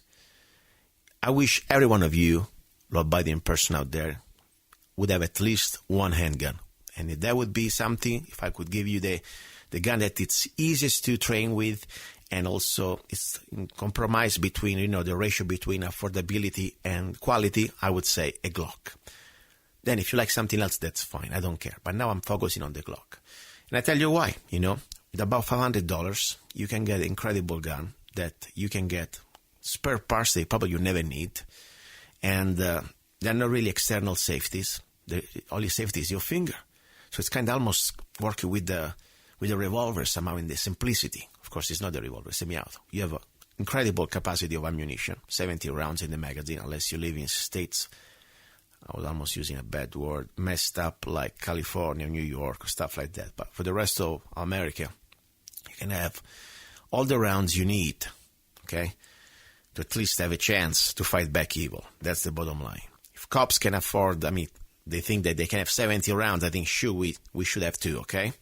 Anyway, and it's affordable. Think about it. You can get a SIG 226, this upgraded beautiful version. They're beautiful guns, the SIG, okay? The one used by Navy SEALs. It's $1,200. And after all, it's 9mm like the Glock. I can buy 2 Glocks with that and spare magazines. So that's my point I'm trying to make. And now, speaking about magazines. Magazines are important. You want more magazine that, magazine can break. You can lose them. If you start to pay $40, $35 for a magazine, that would be too much for many people out there. Instead, with the Glock, you can get also aftermarket magazines for like $10. And I tell you also where. Go to centerfiresystems.com. And you can get a Korean version that they work. Honestly, I would spend always the money for the brand, Glock brand, when I carry. But I try also this Korean, KCI, whatever they're called, like $10. Great. So that's the point. That's what I'm trying to find. They compromise everybody a gun that every working man can afford and can, with the relatively, of course, you need to train, but you don't need to start to focus too much on these double action, single action guns, or maybe the 1911. It's much easier, the Glock. That's my bottom line. It's accurate enough. You can do everything. With my Glock, I can shoot from standing. I don't use benches ever. Of course, even with a gun, especially with a gun. But from standing, 7 yards, I can draw 1 square inch, and I can put 5 rounds in that 1 square inch. Simply. Regular Glock, standard trigger, no work, nothing. That's it. Just training. Now, let's talk about things that I would like to do as a modification on this Glock. First of all, before I forget, I would like to tell you, if you are a Glock owner and you listen to the show and you want to support the show, I would like to remind you something that is really beautiful and very helpful. It's the dry practice kit for Glock. Okay, you can go to lovegunsfreedom.com. I'm going right now there. You will see pretty much on the right center of the page, there is a link, and there is also the photo. And it's called the Glock Dry Practice Kit. It's amazing. What you do, you remove the trigger group. And with that trigger group, you can do dry practice. You don't need to cycle the slide every time. For $69, buying that kit, you get also free shipping, and you also support the show. That's all I can say. Take a look at that. There is also the video. I think it's really important if you have a Glock. Now, let's talk about what really I would like to do as modification. I did as modification as my Glock. Not much, but there are a couple things I would suggest you to do. First of all, there is one thing that I really like. Think about it. Your sights. I don't like plastic sights. Don't get me wrong. The Glock normally comes with a plastic sights work. I can do accurate things. I can do everything I want. I have no problem, okay? But if I could choose at least the front sight, I would like to have it with the tritium. It means it glows in the night, okay? Glows in the dark. Now, and normally this tritium sight, they are also made of steel, okay? But more important also, the rear sight, that is normally plastic too, I like to have the rear sight of steel. And you can get it, by the way, you can get this very affordable, okay? For example, this back rear sight, you can get them for about, let's see, on Amazon.com, $17, $16, okay? And then you can get, at least, of course, you should have somebody with a tool to be able to install it for you, or you can get a tool. If you have more than one Glock, if you want to change by yourself the sight, it's very simple.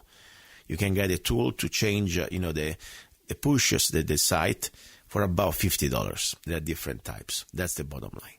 So number one, I would definitely put a front sight tritium that you can see at night. And the rear sight doesn't need to be, but at least you want it made of steel. That would be the first addition I would like to do to my gun, to my Glock, okay? Number two, something very important, I like, for example, and I'll show you exactly what it is. It is called the adapter for the grip, okay? There are different types. What I like is the grip force adapter. And what it does, you will see when you hold the gun, you grip your gun, grip the stock. One thing I don't like normally about the Glock, at least I could have done a better job, okay? That you will see that the slide is may touch the palm of your hand. The top of your hand when you hold the gun. Doing this, it really protects it. And if you go on Amazon.com, you will see it called the grip force adapter, okay? And it's really good. For about $20, they give you a pair. A little hard to install, takes a little energy, but with some help, a couple of people can do it easier. And it really gave a lot of much better handling and gripping that gun. Seriously. One thing I was a little jealous about is Smith & Wesson MP, that they have that type of, grip. But anyway, that's something that I would like to give you as my personal opinion, the two most important things. Then if you want to get also something that I think is really important, by the way, the name exactly was the Beaver Tail Adapter. Okay, they are new grip force Beaver Tail Adapter. Okay, for $21 on Amazon you get a pair of two. Excellent. Then, a little extra grip. There are different types, but I like very much the Talon grips for Glock. They're about $17. It's like some sort of adhesive grip that you can install yourself. It's pretty easy. And it gives you much, much more, better grip on your hand, especially when you're sweaty or if you're bloody. Really helpful. Really, really helpful. That's it. With few dollars, you can make this Glock completely much more, almost perfect. Can I say perfect? Yeah, for me it's perfect. Remember, I would not invest much money in a gun, in a handgun. If you had to put money, put it in the rifle. Okay, after all, the gun is just to fight the way to the rifle. That's the bottom line. But I told you, a couple things like that, you can have incredible upgrades to your Glock. Now, little bit of news. There is so much going on. The other day I went to Walmart. I like to go there. Even I don't like them, but they got good prices on some ammo. And sometimes, if I have to go buy ammo from the enemy, I will do it.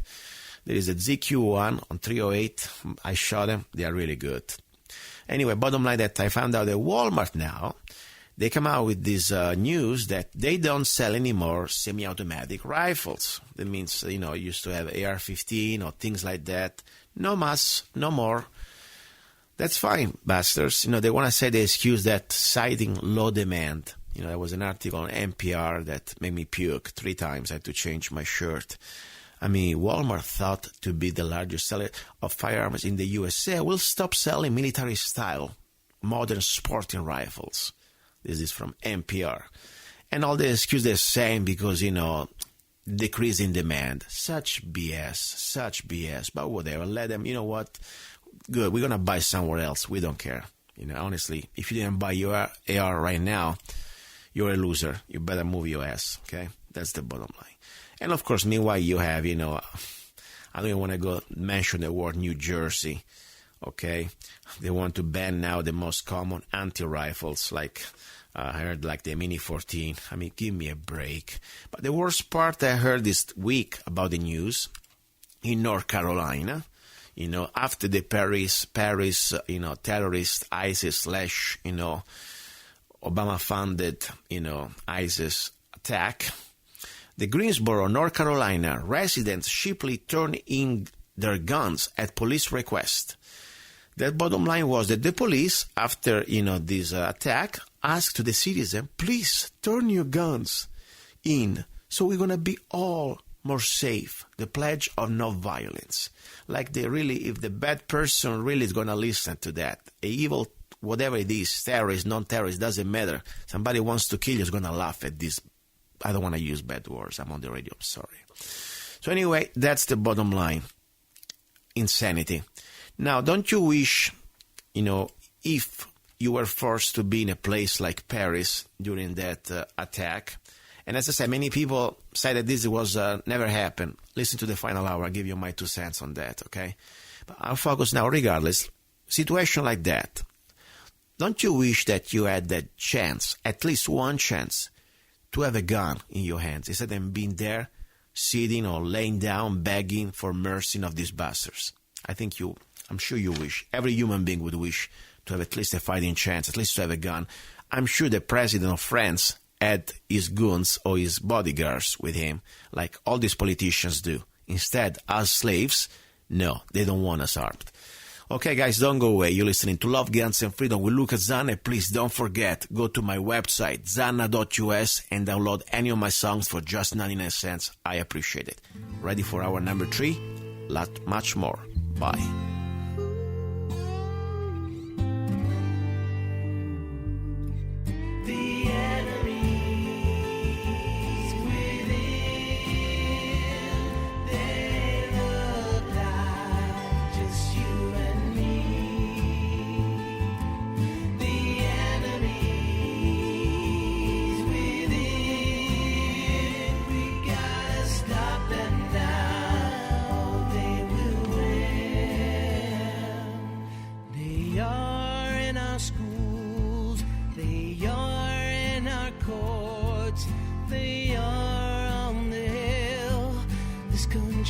Trying to kill, they eat off this plate, but all they feel is just hate.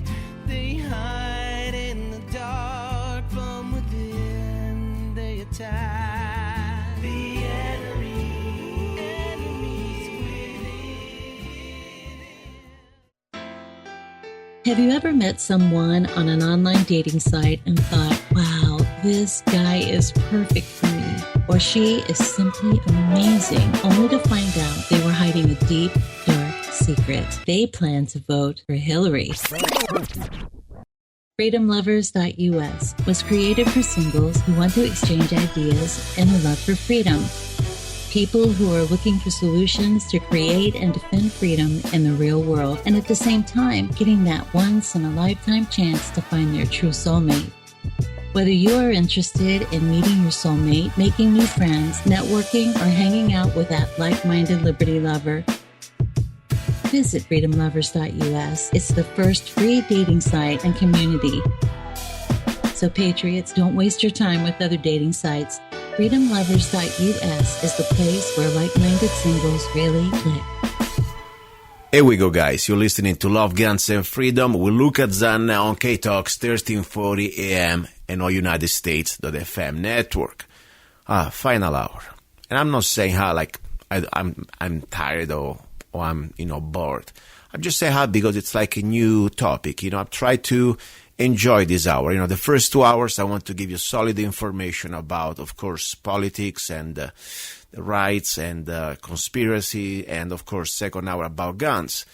But this hour it's also the hour about friendship, an hour about love, and of course we also talk about very important things. But I really have found through this radio station, and more important through this show, because the show doesn't go just on the radios but also on the internet, I have the opportunity now to meet and people that I never could imagine I could meet. And it's a beautiful feeling, I must tell you. Some of these people probably I would never see them in my life, because I have now just found out to have listeners in Scotland.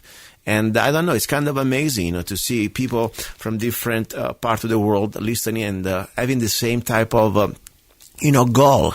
And the goal is to be free, to have some basic human rights.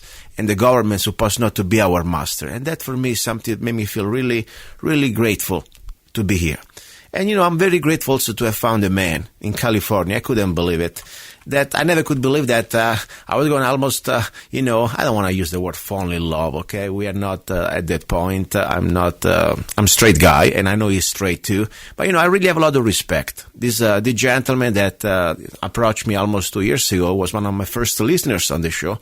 It's funny that sometimes we are trapped in this, left, right, Democrat, Republican stuff, and this is exactly the point. That's why I like him so much, because knowing him and knowing each other, we made the point that this Republican and this Democrat game, it's like a wrestling game, is made to divide us, to separate us.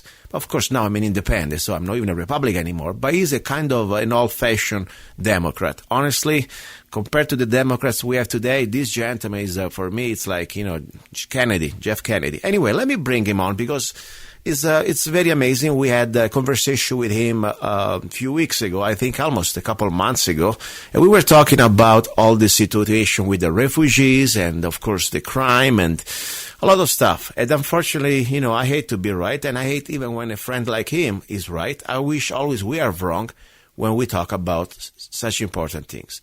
Ronald, are you there? Yes, sir. How are you, Ronald, today? Everything's okay with you? Zanna, I am doing better than I ever have at age 65. I'm a very, very healthy and happy young man. Okay, perfect. At least I want to bring you in. Ronald-Odonnel, you're running for office. By the way, I would like to give you a little plug. First of all, remind everybody what type of position you're running for and where. Okay, I'm running for California State Senate District 23, which is San Bernardino, Riverside, and portions of L.A. County. Okay, perfect. And in California. Yes, and your opposition on the Democratic ticket, you have other people running against you, I'm sure. Well, yeah, I have Republican guy Mike Morrell, who's on the California Finance and Banking Committee, and he's a very good opponent because, quite frankly, my campaign is to take down the banks, start over with the financial system in this country, stop foreclosures, stop the illegal conduct that they are, committing on, and the atrocities that they are committing on the American citizens, to stop everything that they're doing when they come into a person's home and they take their furniture and throw it out on the streets. But, that's really the line in the sand. Yes, and what about, from the Democratic Party, do you have other, I'm sure you do, other candidates running for your same position? Everyone that I have on my team have never run for office before. Okay. I have Lenore Albert, who wasn't a voter all her life. I put her on the California State Central Committee. Okay. Back in May. Now she's running for Orange County. Okay. Assembly District for Orange County.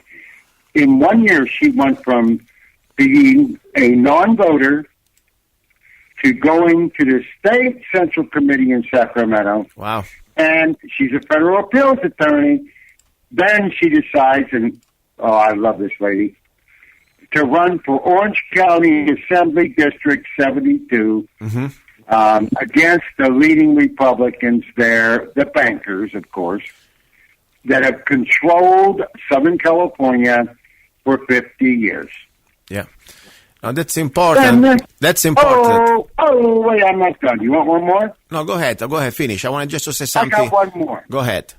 I got another one. On the team, just, the last couple days, but it's confirmed, we have Abigail Medina. Okay. She's on the San Bernardino Board of Trustees, Department of Education Board of Trustees. And I convinced her to run for Assembly District 40. Okay. Which is San Bernardino County. And that is, right now where our U.S. Congressman was elected recently. Yes. And, we're all having a little party down in Orange County in Garden Grove. little, poverty-stricken community, and we're having a meeting for all of the first-time candidates. Yes, let me say something. Ron, let me up and run. Let me stop you 1 second. This is exactly my point. The reason why I bring you up, because at the end of the day, of course, I think you have a lot of good ideas. But also the very important thing is this. We need to have regular people, not professional politicians, people that probably never really had a chance or even never have the desire to run for office. If we want to change this corrupted machine, we must start to become part of the machine. At every level, I don't care if you run for city council or for mayor or for state legislator, of course, and whatever you can do. That's exactly the point. We need regular people to do incredible things. That's the point. We need to have the average person out there start to really commit themselves to do the best they can in our own society when it comes especially to public business, because that's exactly these positions. They've been the desire, the ambitions of many politicians that they don't have the interest of the public, but they just do it for personal gain. So this is very important. I'm glad you're doing this. Now, let's go back 1 second to what's happened, in Paris. What I like about you, you're a kind of a different type of Democrat. You understand the importance of the Second Amendment, that it's a right. And, of course, it's also, it's something that many other people, other countries out there around the world don't have it. And, the situation now with Paris and what could happen even here. We were talking about this just a few weeks ago. Is there something you want to comment on the Paris terrorist attack? I'd love to say something. I'd love to say, first of all, that KTOX radio, when we broadcast together a month or two ago about the immigration issue, you were the first in the nation. I don't know about that. Before Alex Jones and his InfoWars station, and before the NBC and the ABC and the CBS, and before anybody, to publicly announce that there were immigrants.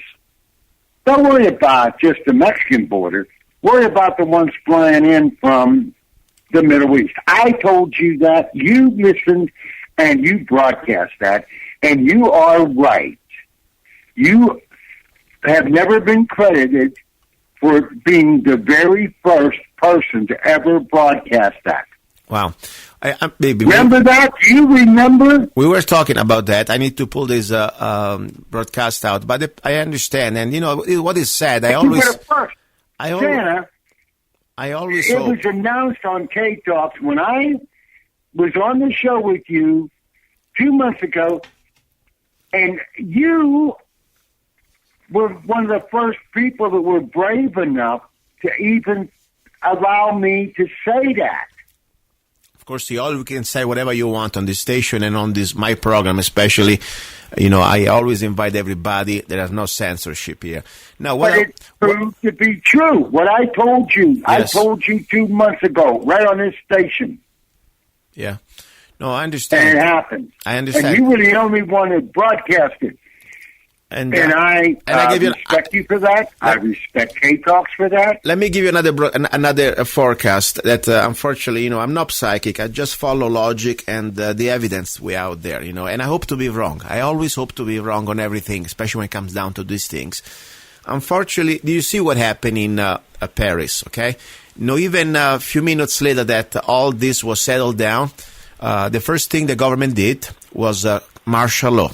They have now military on the streets. They pretty much now trying to pass legislations that if you have a conspiracy theory, that means if you do not agree with the official version of the government, you can be arrested. And, of course, they have the casus belli that 7 days before even this terrorist attack happened, they already had they have only one carrier, okay? The warship was already outside Syria. What is really interesting to see that problem, reaction, solution. They've been trying NATO and unfortunately the Obama administration, with of course Congress too. Part of Congress, the neocons, they love wars. That's the bottom line. But so many Democrats, unfortunately. they've been trying to push this illegal act of war, try to destabilize, of course, Syria and knock down, Assad, like they did with Libya, with Gaddafi. That they needed to find every way. We have the evidence that the funding of ISIS is real from our State Department, of course, the Pentagon. They have all the evidence out there. They wanted to call them these rebels, not extreme rebels, or the moderate rebels. And McCain 3 years ago was there probably with a luggage full of cash. And we know that, unfortunately, it was not about being moderate rebels. The point is they were using these mercenaries to go there and destabilize it. Now we know what happened in Paris. Paris, France needed to be intervened. And I'm not saying that I don't know all the story. I don't know if really these people, these militants, these terrorists in Paris, they were complete, false flag. That means they were completely under the control of some government. But I know one thing. They let them intentionally in. They knew that when you let thousands of unchecked people, they're supposed to be refugees, even if you get just 1% among them, and there were much more than that they don't come there with the status of refugee, but they come there with an agenda, and they are probably military people, at least part of this guerrilla situation. They've been trained before, and now you were gonna pretty much get the results of the seeds that we planted in the ground. Now, next thing is going to happen, and I really hope to be wrong. They need to have another 9/11 here in America as soon as possible for many reasons. They need to distract us. They need to finish up. They need to completely control us, and they need to also start to distract the attention. American people start to wake up about many issues, about Obama, his unconstitutional acts, what he's been doing against the Constitution, trying to pass, legislation without even he can legislate. He's supposed to be the executive. This situation with illegal aliens that, several federal judges say you can't do that. And, of course, Hillary and all these other things.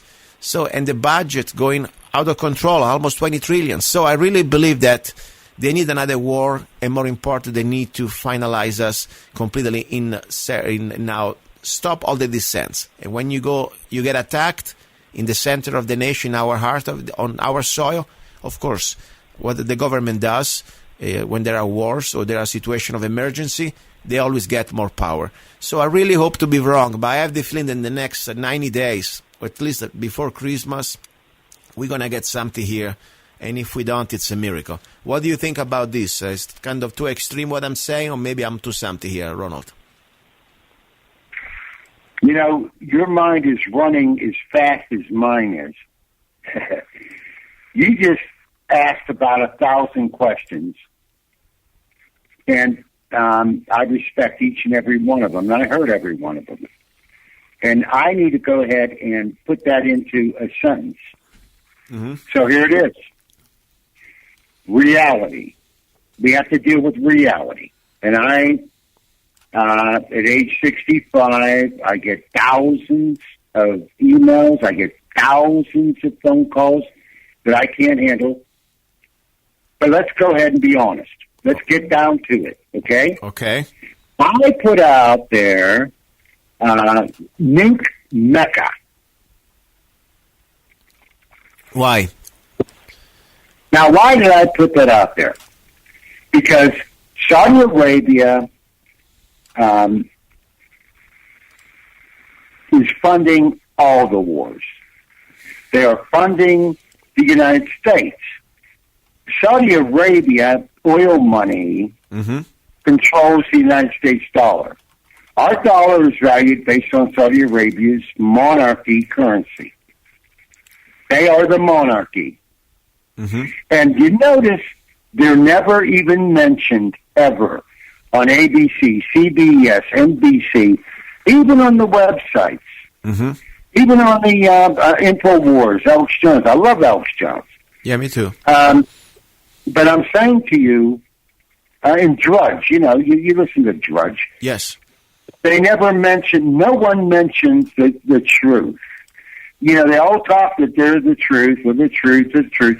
The truth is the only name that never gets mentioned is the oil money nation of Saudi Arabia and their sister, Qatar.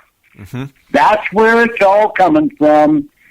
And we are nothing but mercenaries. That's true. The United That's States true. get paid That's true. by them to bomb this one, that one, ISIS, ISIL. They change their names, whenever they want to, depending on what the monarchy is drinking that day. That part is true. No, it's true. We are pretty much the strong arm of the Saudis, and the Bush connection. That's it. The Bush They connection. own us. I mean, by the way, also 9/11, there were a lot of documents, and the same panel from some of the, these official panelists of the 9/11 Commission, they admitted, there is a lot of evidence bringing that the connection is to the Saudi. Of course, we went to Iraq. I mean, that's completely. There is no logic. Like there is no. That time. There is like. We should have went to Saudi Arabia. The 18 people on the plane were all from Saudi Arabia. Exactly. Osama bin Laden was from Saudi Arabia. Exactly. The entire Obama family is from Saudi Arabia. Our president is being paid by Saudi Arabia. Hillary Clinton is being paid by Saudi Arabia. It is true. It is true. Where do you think their donors are coming from? And I'm a Democrat. Yeah, this is true. This is true. I don't like it. I want to expose it, and I'm hoping that you'll put this on the air. Yes, and I'm glad we're talking about that. Listen, I want to say, first of all, good luck with your campaign, because we need more people that they do not pledge allegiance to a party, but their allegiance to the Constitution and to the facts of the truth. I mean, that's the most important thing. That's why I say... When I die, Luca, Yes. I will die fighting against anyone that is against the United States Constitution. Exactly. And we have taken our vow to defend this country against all enemies, foreign and domestic. Exactly. No, I completely support you, and that's you too. I know you're that way too. I know you took that oath. Yes, exactly. And I want to say, guys, please, especially people that normally they've been just following the party. I don't care if you're Republican or Democrat. When we see evil, we need to expose it. Let's not play. I mean, sometimes, I have a lot of, let's say, most of the Democrats, they don't like what I'm saying, kind of for them too extreme or whatever. But guys, now it is no more about this. If we have people that we understand that, don't start to find justification. Oh, Bush did that too. You know what? Evil does not justify more evil. It's time to stop this. If we have somebody like Hillary running for office, for for presidency, it's not just a regular office. And we know in the deepness of our heart what type of scumbag she is, what type of, completely phony. I mean, I don't even want to start to go down to the Webster dictionary, how many words I can find to describe her. You know the situation, and it's not just about Benghazi, just the beginning. It's much more. I mean, do we want to live in an America that is not just made by dynasties like the Bush and the Clinton and the Bush? Are we not tired of this? Seriously. That would be enough right there. But there is much more. And I don't care where it is from. You expose, it's your duty if you are in a party, you expose the corruption and evil, especially when it's in your party. Because these people are supposed to work for you. That's the bottom line. You help them out, especially if you are in a central committee, or if you are, some sort of any position into the party, like a precinct committee man. You got to really speak up against the people that in your party, they are corrupted and they are doing evil things. Please. Let's stop for a moment this partisanship and let's unite as Americans. Ronald, I have to go now. Do you have a website that you want to say for your campaign? People can find you out. Well, I would like people to go to foreclosureammunition.com. Perfect. And guess what? And they can find me there. And they can find you there. There's another exciting thing I'd just like to say. Okay. And 2 years ago, yes, I had no support from anybody. You were one of the very first people that ever even allowed me to speak. I used that phrase when I talked to you. You allowed me my First Amendment constitutional right to speak, even though I was a Democrat. Especially because you're a Democrat. I want to hear what you got to say. You were hesitant. But I want everybody to know out there, there are many Democrats that feel exactly the way that I do. My people are carpenters. They are pipe fitters. They are dock workers. They are laborers. They are the people, the fabric of this country. Whether you know it or not, every sheriff and every police officer in this country is a Democrat. How do they feel now? And they're listening to me. Ronald, how do they feel now that... And I told them, no, we want every American citizen armed in every household, in every community, yes, to stop the violence like we just saw in Paris, yes. France. And how do they feel now, the Democrats, that their president is been pushing and succeeding with, of course, with the help He's not our president. I know. He's a Muslim. I know, I understand. But before we go there, technically, this man is being voted by a Democratic base, okay? And now... No. We didn't know he was a Muslim. I know, but we understand. He's also a Marxist and many other things, and maybe he doesn't even have the potus to be a president. But before even I go there, now the Democrats, the unions that supported him, when this man, with the help of Republicans, Congress, okay, they passed TPP, the final destruction, worse than CAFTA and NAFTA, that already destroyed millions of American jobs. Now, I would like to talk to these people that voted for him twice and start to say, how do you feel now that your son and daughters, they're going to completely have no more jobs, no good jobs here. They're going to be all exported in third world countries. And we're going to become just, working for Walmart probably. I mean, something that I like to remind the Democrats especially, and also the Republicans, because these bastards, they work together. The Republican Congress wanted it, and Obama wanted it, because they're all following the same orders from the same international bankers. So the TPP, the TPP is one of the things that should unite us, all of us. Republicans, Democrats, independents, we all been screwed. That's the bottom line. Here's what I'm trying to say. Shannon, please listen to this one last point, okay? Yes. You need to know the facts. The facts are the Carlyle Group was a corporation that was started with the Bush family and the Saudis. You didn't know that, huh? Oh, yes, of course I knew. And the company that they had, Bush family... People don't know. We need to tell them. Yes, and I'm glad you brought it up. And let me give you another little keyword that people can research. The Bush family with the Bin Laden family, they had a company, was called the Arbusto. And they're partners, 50-50. Yes, Arbusto Incorporation, okay? So, and that was before 9/11. And guess who Hillary went to work for? Go ahead. Same outfit. Yes, they all work together. They're all friends. Look at Bush father and Clinton. They hug each other and they go around and they do this sort. I mean, it's all club, and we are not part of it. But we're kind of like down here on the grassroots level. Yes. We're alone. We can't look to our Democratic Party. We can't look to our Republican Party for any leadership. No. We have to do it right here in your county, Mojave, in my county, San Bernardino, right here on our streets. When we look out the window. Exactly. No, get out and walk down the street. Yes. Meet your neighbor. Yes. Love your neighbor. Yes. Get around and know what is going on, because they are coming after us. Yes, completely. And we need our guns. We need to defend ourselves. I don't want to sound, panicky. No, this is but true. Look at Paris, France. Yep. And if you want your kids to go to a concert and get shot up, then do nothing. Exactly. This is true. I can't do something. They are using these pawns to destabilize. Remember, this elite, they have a philosophy, okay? And the idea is to create order out of chaos. And that now they are creating the chaos. there is the crisis, and then we'll give you the solution. It's going to be more tyranny, more infringement of our rights.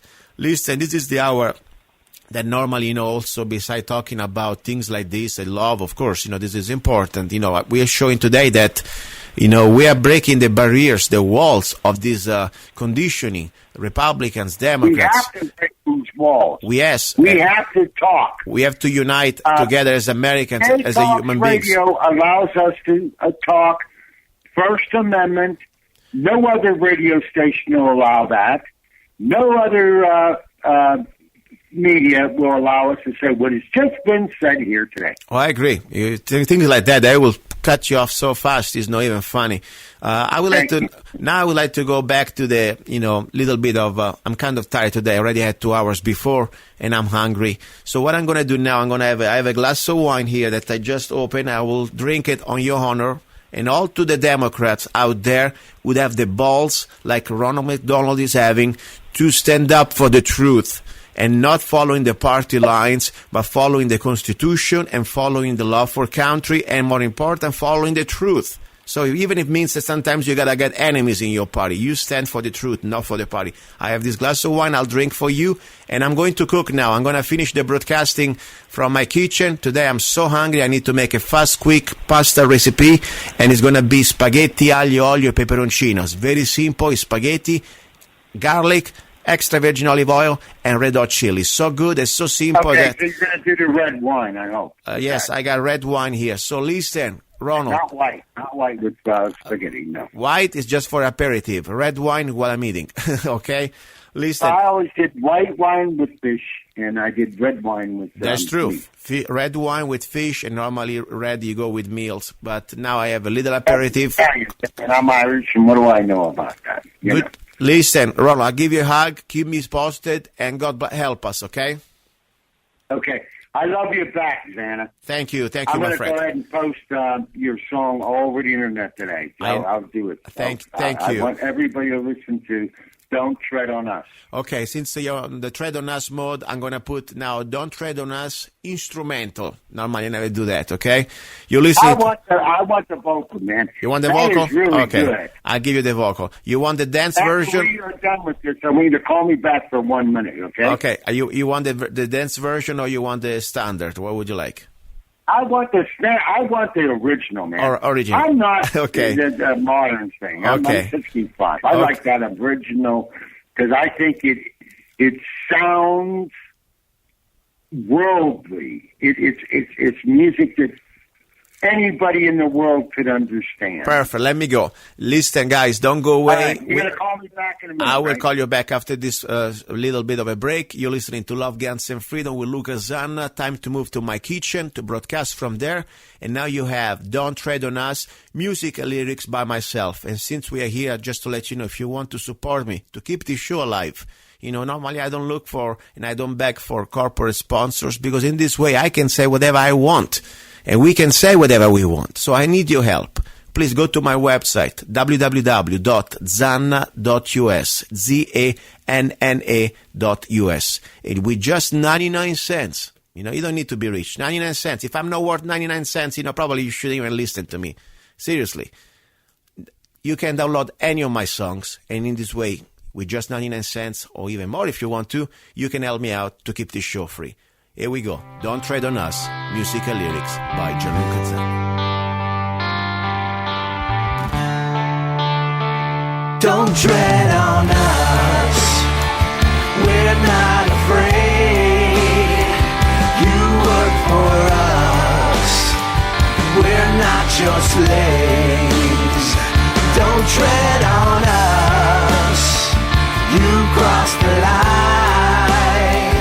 Soon you will pay for all your crimes.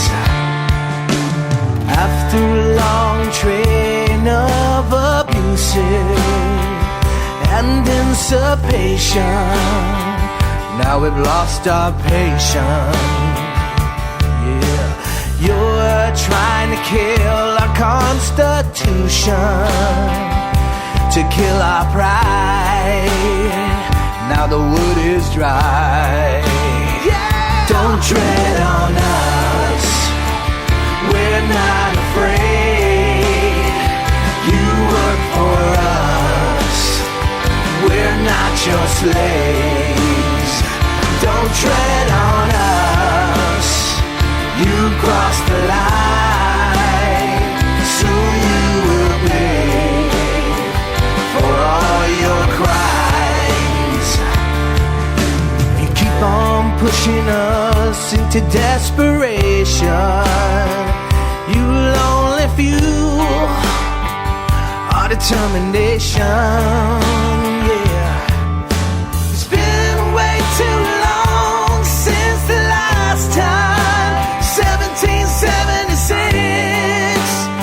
Now we're done with your tricks. Don't tread on us. Don't tread on us. We're not afraid. You work for us. We're not your slaves.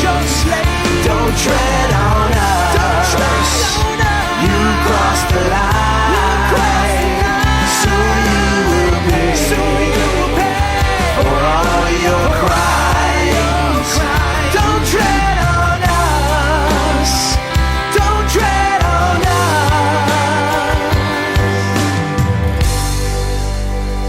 Now it's payback time.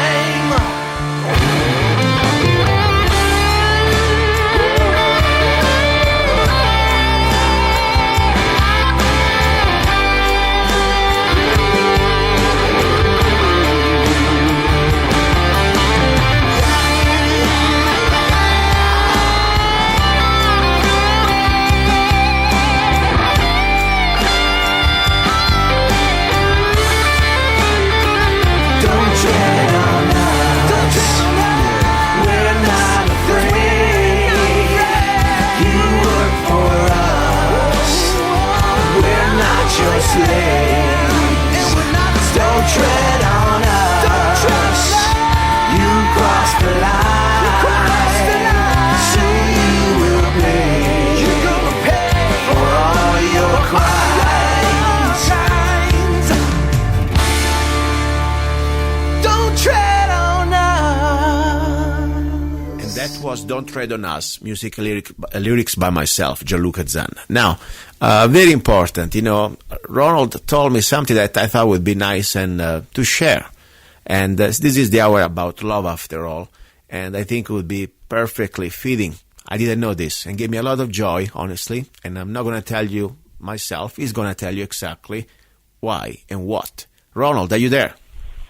Yes, I am, sir. Please, since this is the hour about love, it made me feel kind of, moving and a little emotional and grateful that I was able to help indirectly with my little song, Don't Tread on Us. Tell us exactly what you told me before off the air. Well, I wanted to tell you, confidentially, because I didn't know if you wanted to, broadcast it, but you have my permission to broadcast. One of the happiest moments in my entire life happened because, I was sending out that Don't Tread on Us, your CD to just about anybody and everybody, that I could, because I love the song, not because of you, whatever, I'm not, gay. It's the message. I mean? It's the message. I just love that tune. It was a good tune. Well, somebody picked it up out there in New York, okay? Wow. And he called me. And he said, "Hey, is that you, Ronnie?" I said, "Yeah, who's this, And he said, "Well, this is Richard, And I said, "Richard, I've been looking for you for 50 years now." You understand? Yes, and that's your family. It's a cousin. I mean, I was floored. And I told him I went, and I drove, his mother bought property up there in Sedona, Arizona, in the 60s. And, I drove there many times looking for him. Wow. Back in the 80s and the 90s, he was like my brother. We slept in the same bed together. We're not gay, okay? Mm-hmm. He's got a wife. I got a wife. You got it? Yes, But we grew up as little kids together. Wow. And then we were separated, at around age 14 or 15 because of, very rotten circumstances where, my parents were killed and, his father left and there was all kind of problems. But his mother went to New York, went on Broadway. Wow. And my mother went and worked, directly for Walt Disney. Wow. In Disney Studios. But what's funny we had in common, which, we played the guitar together back when we were 14. Wow. Well, he turned out to be a lead guitarist for many major bands in New York. Wow. Pretty amazing. Yeah. Pretty amazing story. His father started MTV, That was, I don't know if you're familiar with that. That was music television. Oh, yeah. Back in, yeah. I used to watch MTV, yep, when I was a teenager. Yeah, his father, that was his stepfather, was David Lloyd. Wow. Started Cheers and discovered Danny DeVito and, all the characters, on the Cheers program, and then went on and on and on and on. But this man is one of the very best guitar players in the entire world. My band back then, which was, just a 3-year deal, was Ronnie and the Rebels. And what we missed was the guitar player. We would have been like the Beatles if we had my missing cousin. Wow. So the bottom line, I'm really grateful that you shared this with me because, I wrote this song for what I believe it's, share my message, of course, my beliefs. But now to know, regardless the political and the freedom message, to know that somehow this song was instrumental to make you find your cousin after 50 years, that really, for me, it made it worth it right there. And I really appreciated that you share with me your personal thing like that because it means a lot. So I want to thank you for that. And say hi to your cousin. I really appreciate also for him to listen to my song. That's the bottom line. I really do. And I hope you can see him in person soon. Are you going to meet him soon in person? I want to come over there so bad. Yes, I want to come over and see you, man. Let me tell you something. There's something magical happening in the air at KTOX Radio right now that doesn't happen anywhere else in the world. Tell me. The message is getting out. I mean, after 50 years, my cousin, my brother, who I loved and still do, found me. Wow. That's magical. Yes, I agree. I'm so glad you told me. Listen, I want to thank you again, and I have the water boiling for the pasta because now I promised to my listeners also that I'm going to cook pasta. So I'm in the kitchen. I'm going back, and we go back with the recipe of today. Don't go away. Thank you, Ronald. You listen. Wait a minute. You know what his words were to me? I love you, Ronnie. And I said back to him, I love you, Richie. You know what would be fun if one day, tell him that I would like to have him on the show. That would be great. Maybe you can be together, to have a little bit of a 3 phone calls. We can be there and share something together on the air. I would love to know what's going on in New York, and I would like to talk even with another musician out there. It would be great. Well, he supports your show, and he is listening now. Perfect. And I'm just trying to tell you, you're doing something magical, buddy. Thank you. If you get down sometimes, don't give up because you're being heard around the world. I know that. I appreciate it, and I do my best. Listen, Ron, thank you. I'm going to have the first 2 forks of pasta, one for you and one for Rich, and then I go for me, okay? I'm going to thinking about you. You know what? I love you too, Santa, and I'm not gay, but I love you. I'm allowed to say that. Of course. This is the hour about love. You're listening to Love, Guns, and Freedom with luca-zanna. Don't go away. Now it's cooking time. And I love Kristen Harper also, but I'm not going to drink her coffee. Okay, bye. Bye-bye, Ron. Bye-bye. Bye. Here we go, guys. You're listening to Love, Guns, and Freedom. Now I'm broadcasting from my kitchen, and if you don't believe it, let me give you some signs. water, okay, and forks, and of course pots, and me, okay, and the wine, of course. Now, I must tell you, this little news that I did not expect from my friend Ronald O'Donnell, to know that his cousin, after 50 years, was able to found him because of my little song, Don't Tread on Us. That really moved me. It was a very nice gift. And it's not about the song. It's about, even if just I could help or just give him a good vibe, a good something nice. Like this is talking about love, talking about family, talking about two children who grew up together and that they were lost after all these years and they were able to find each other.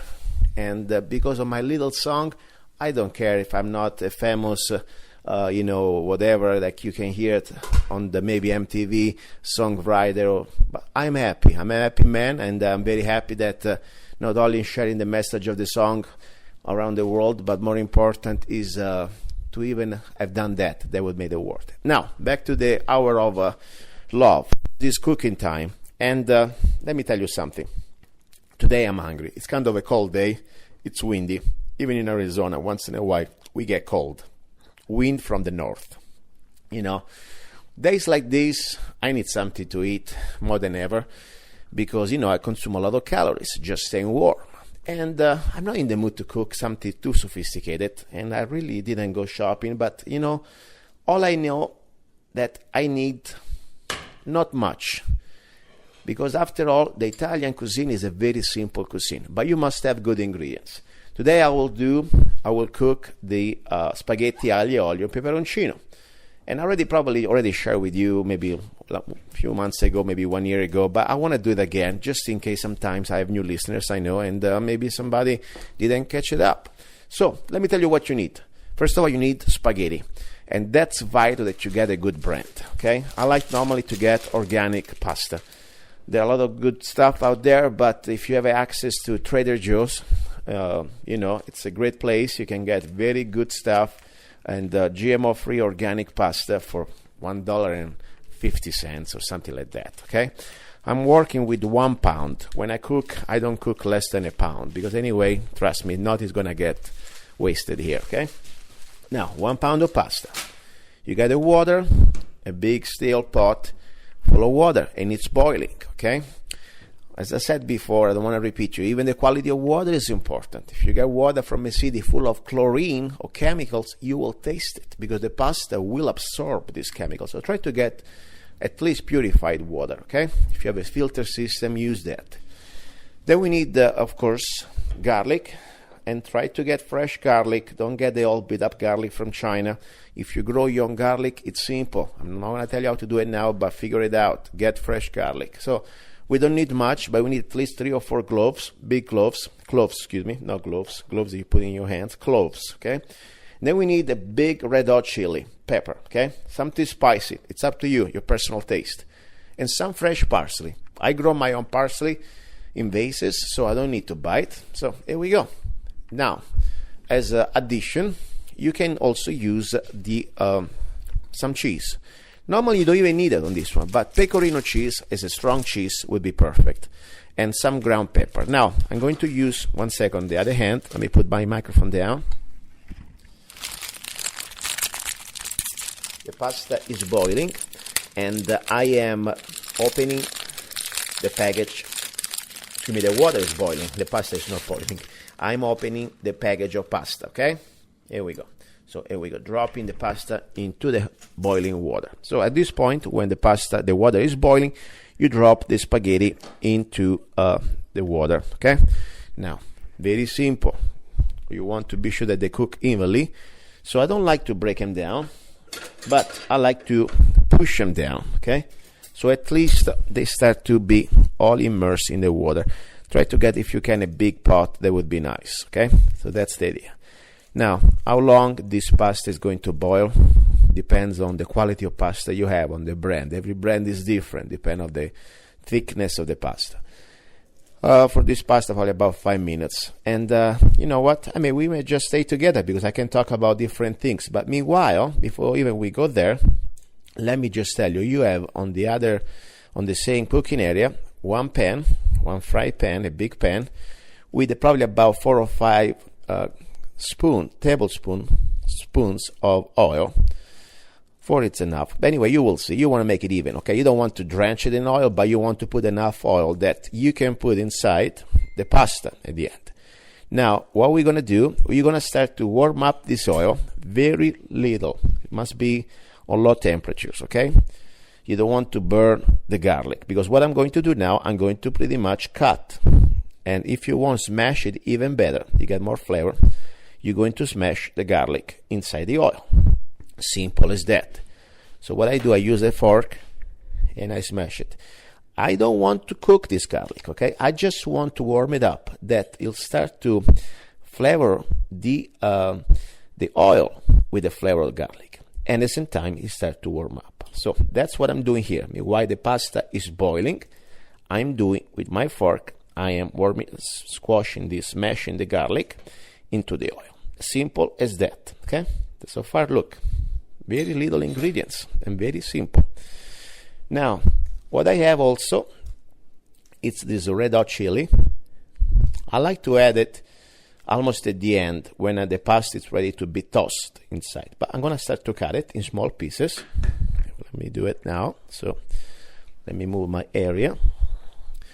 This is kind of fun because, I am recording here. I'm broadcasting from the kitchen, and I'm kind of trying to do this with 2 hands because I have one hand.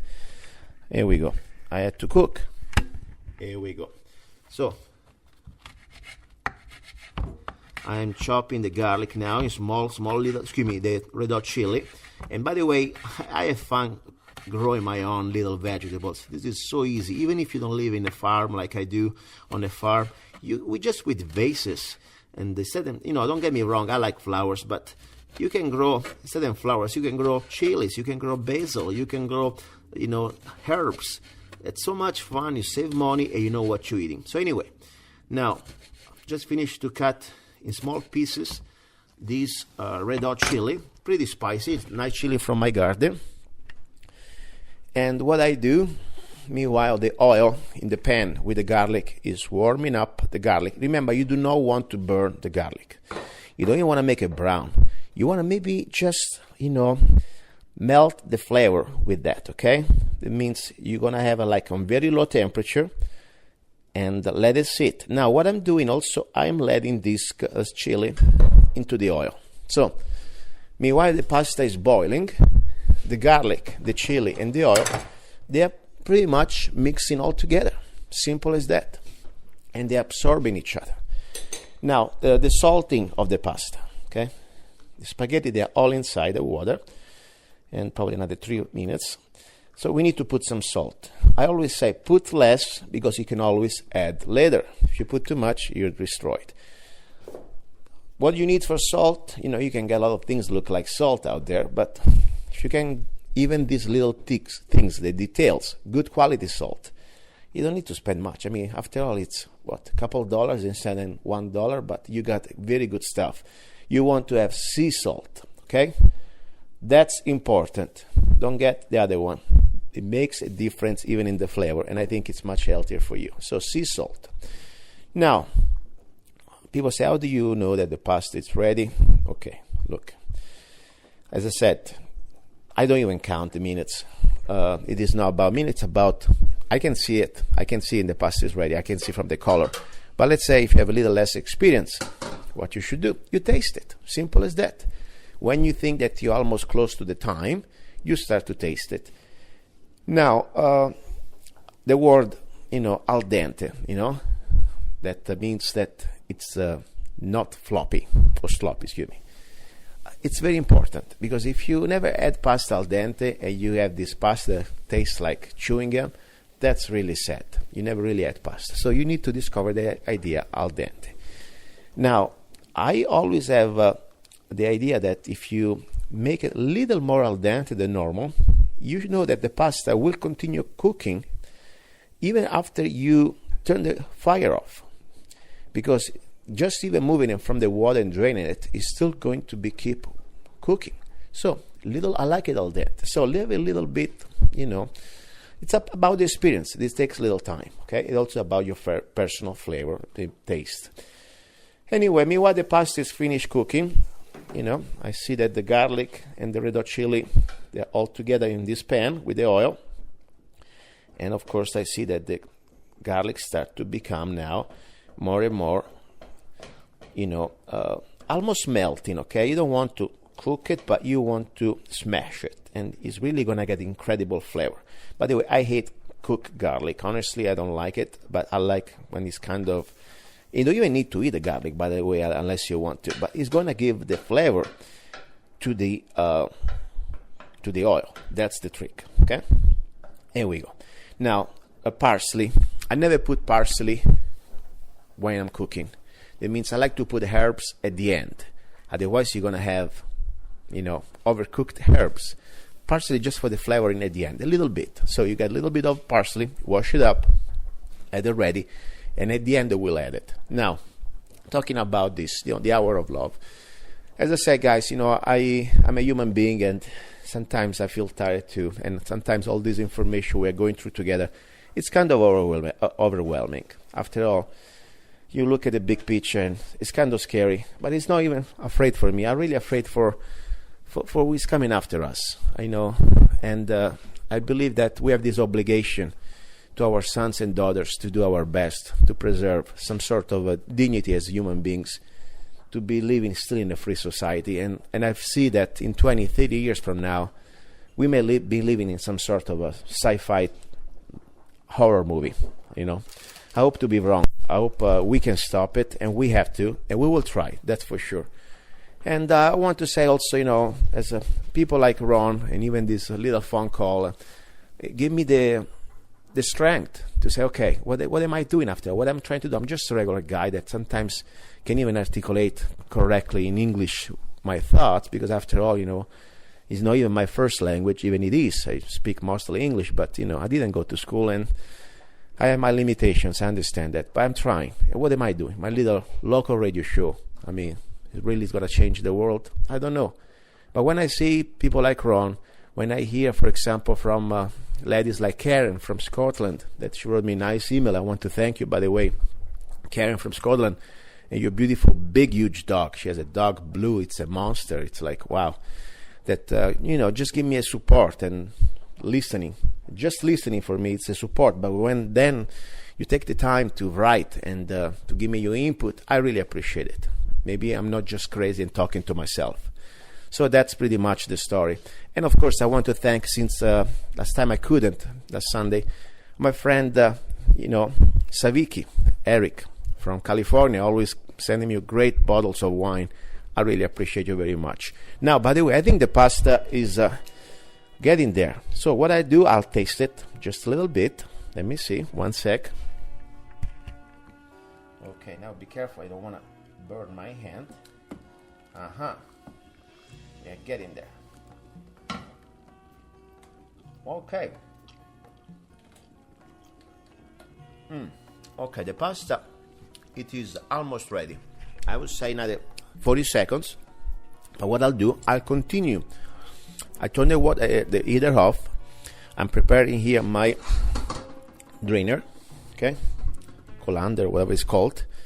And let's see if I can do this without burning my hands. One sec. One hand, I'm moving the hot water. Here we go. Draining now the pasta.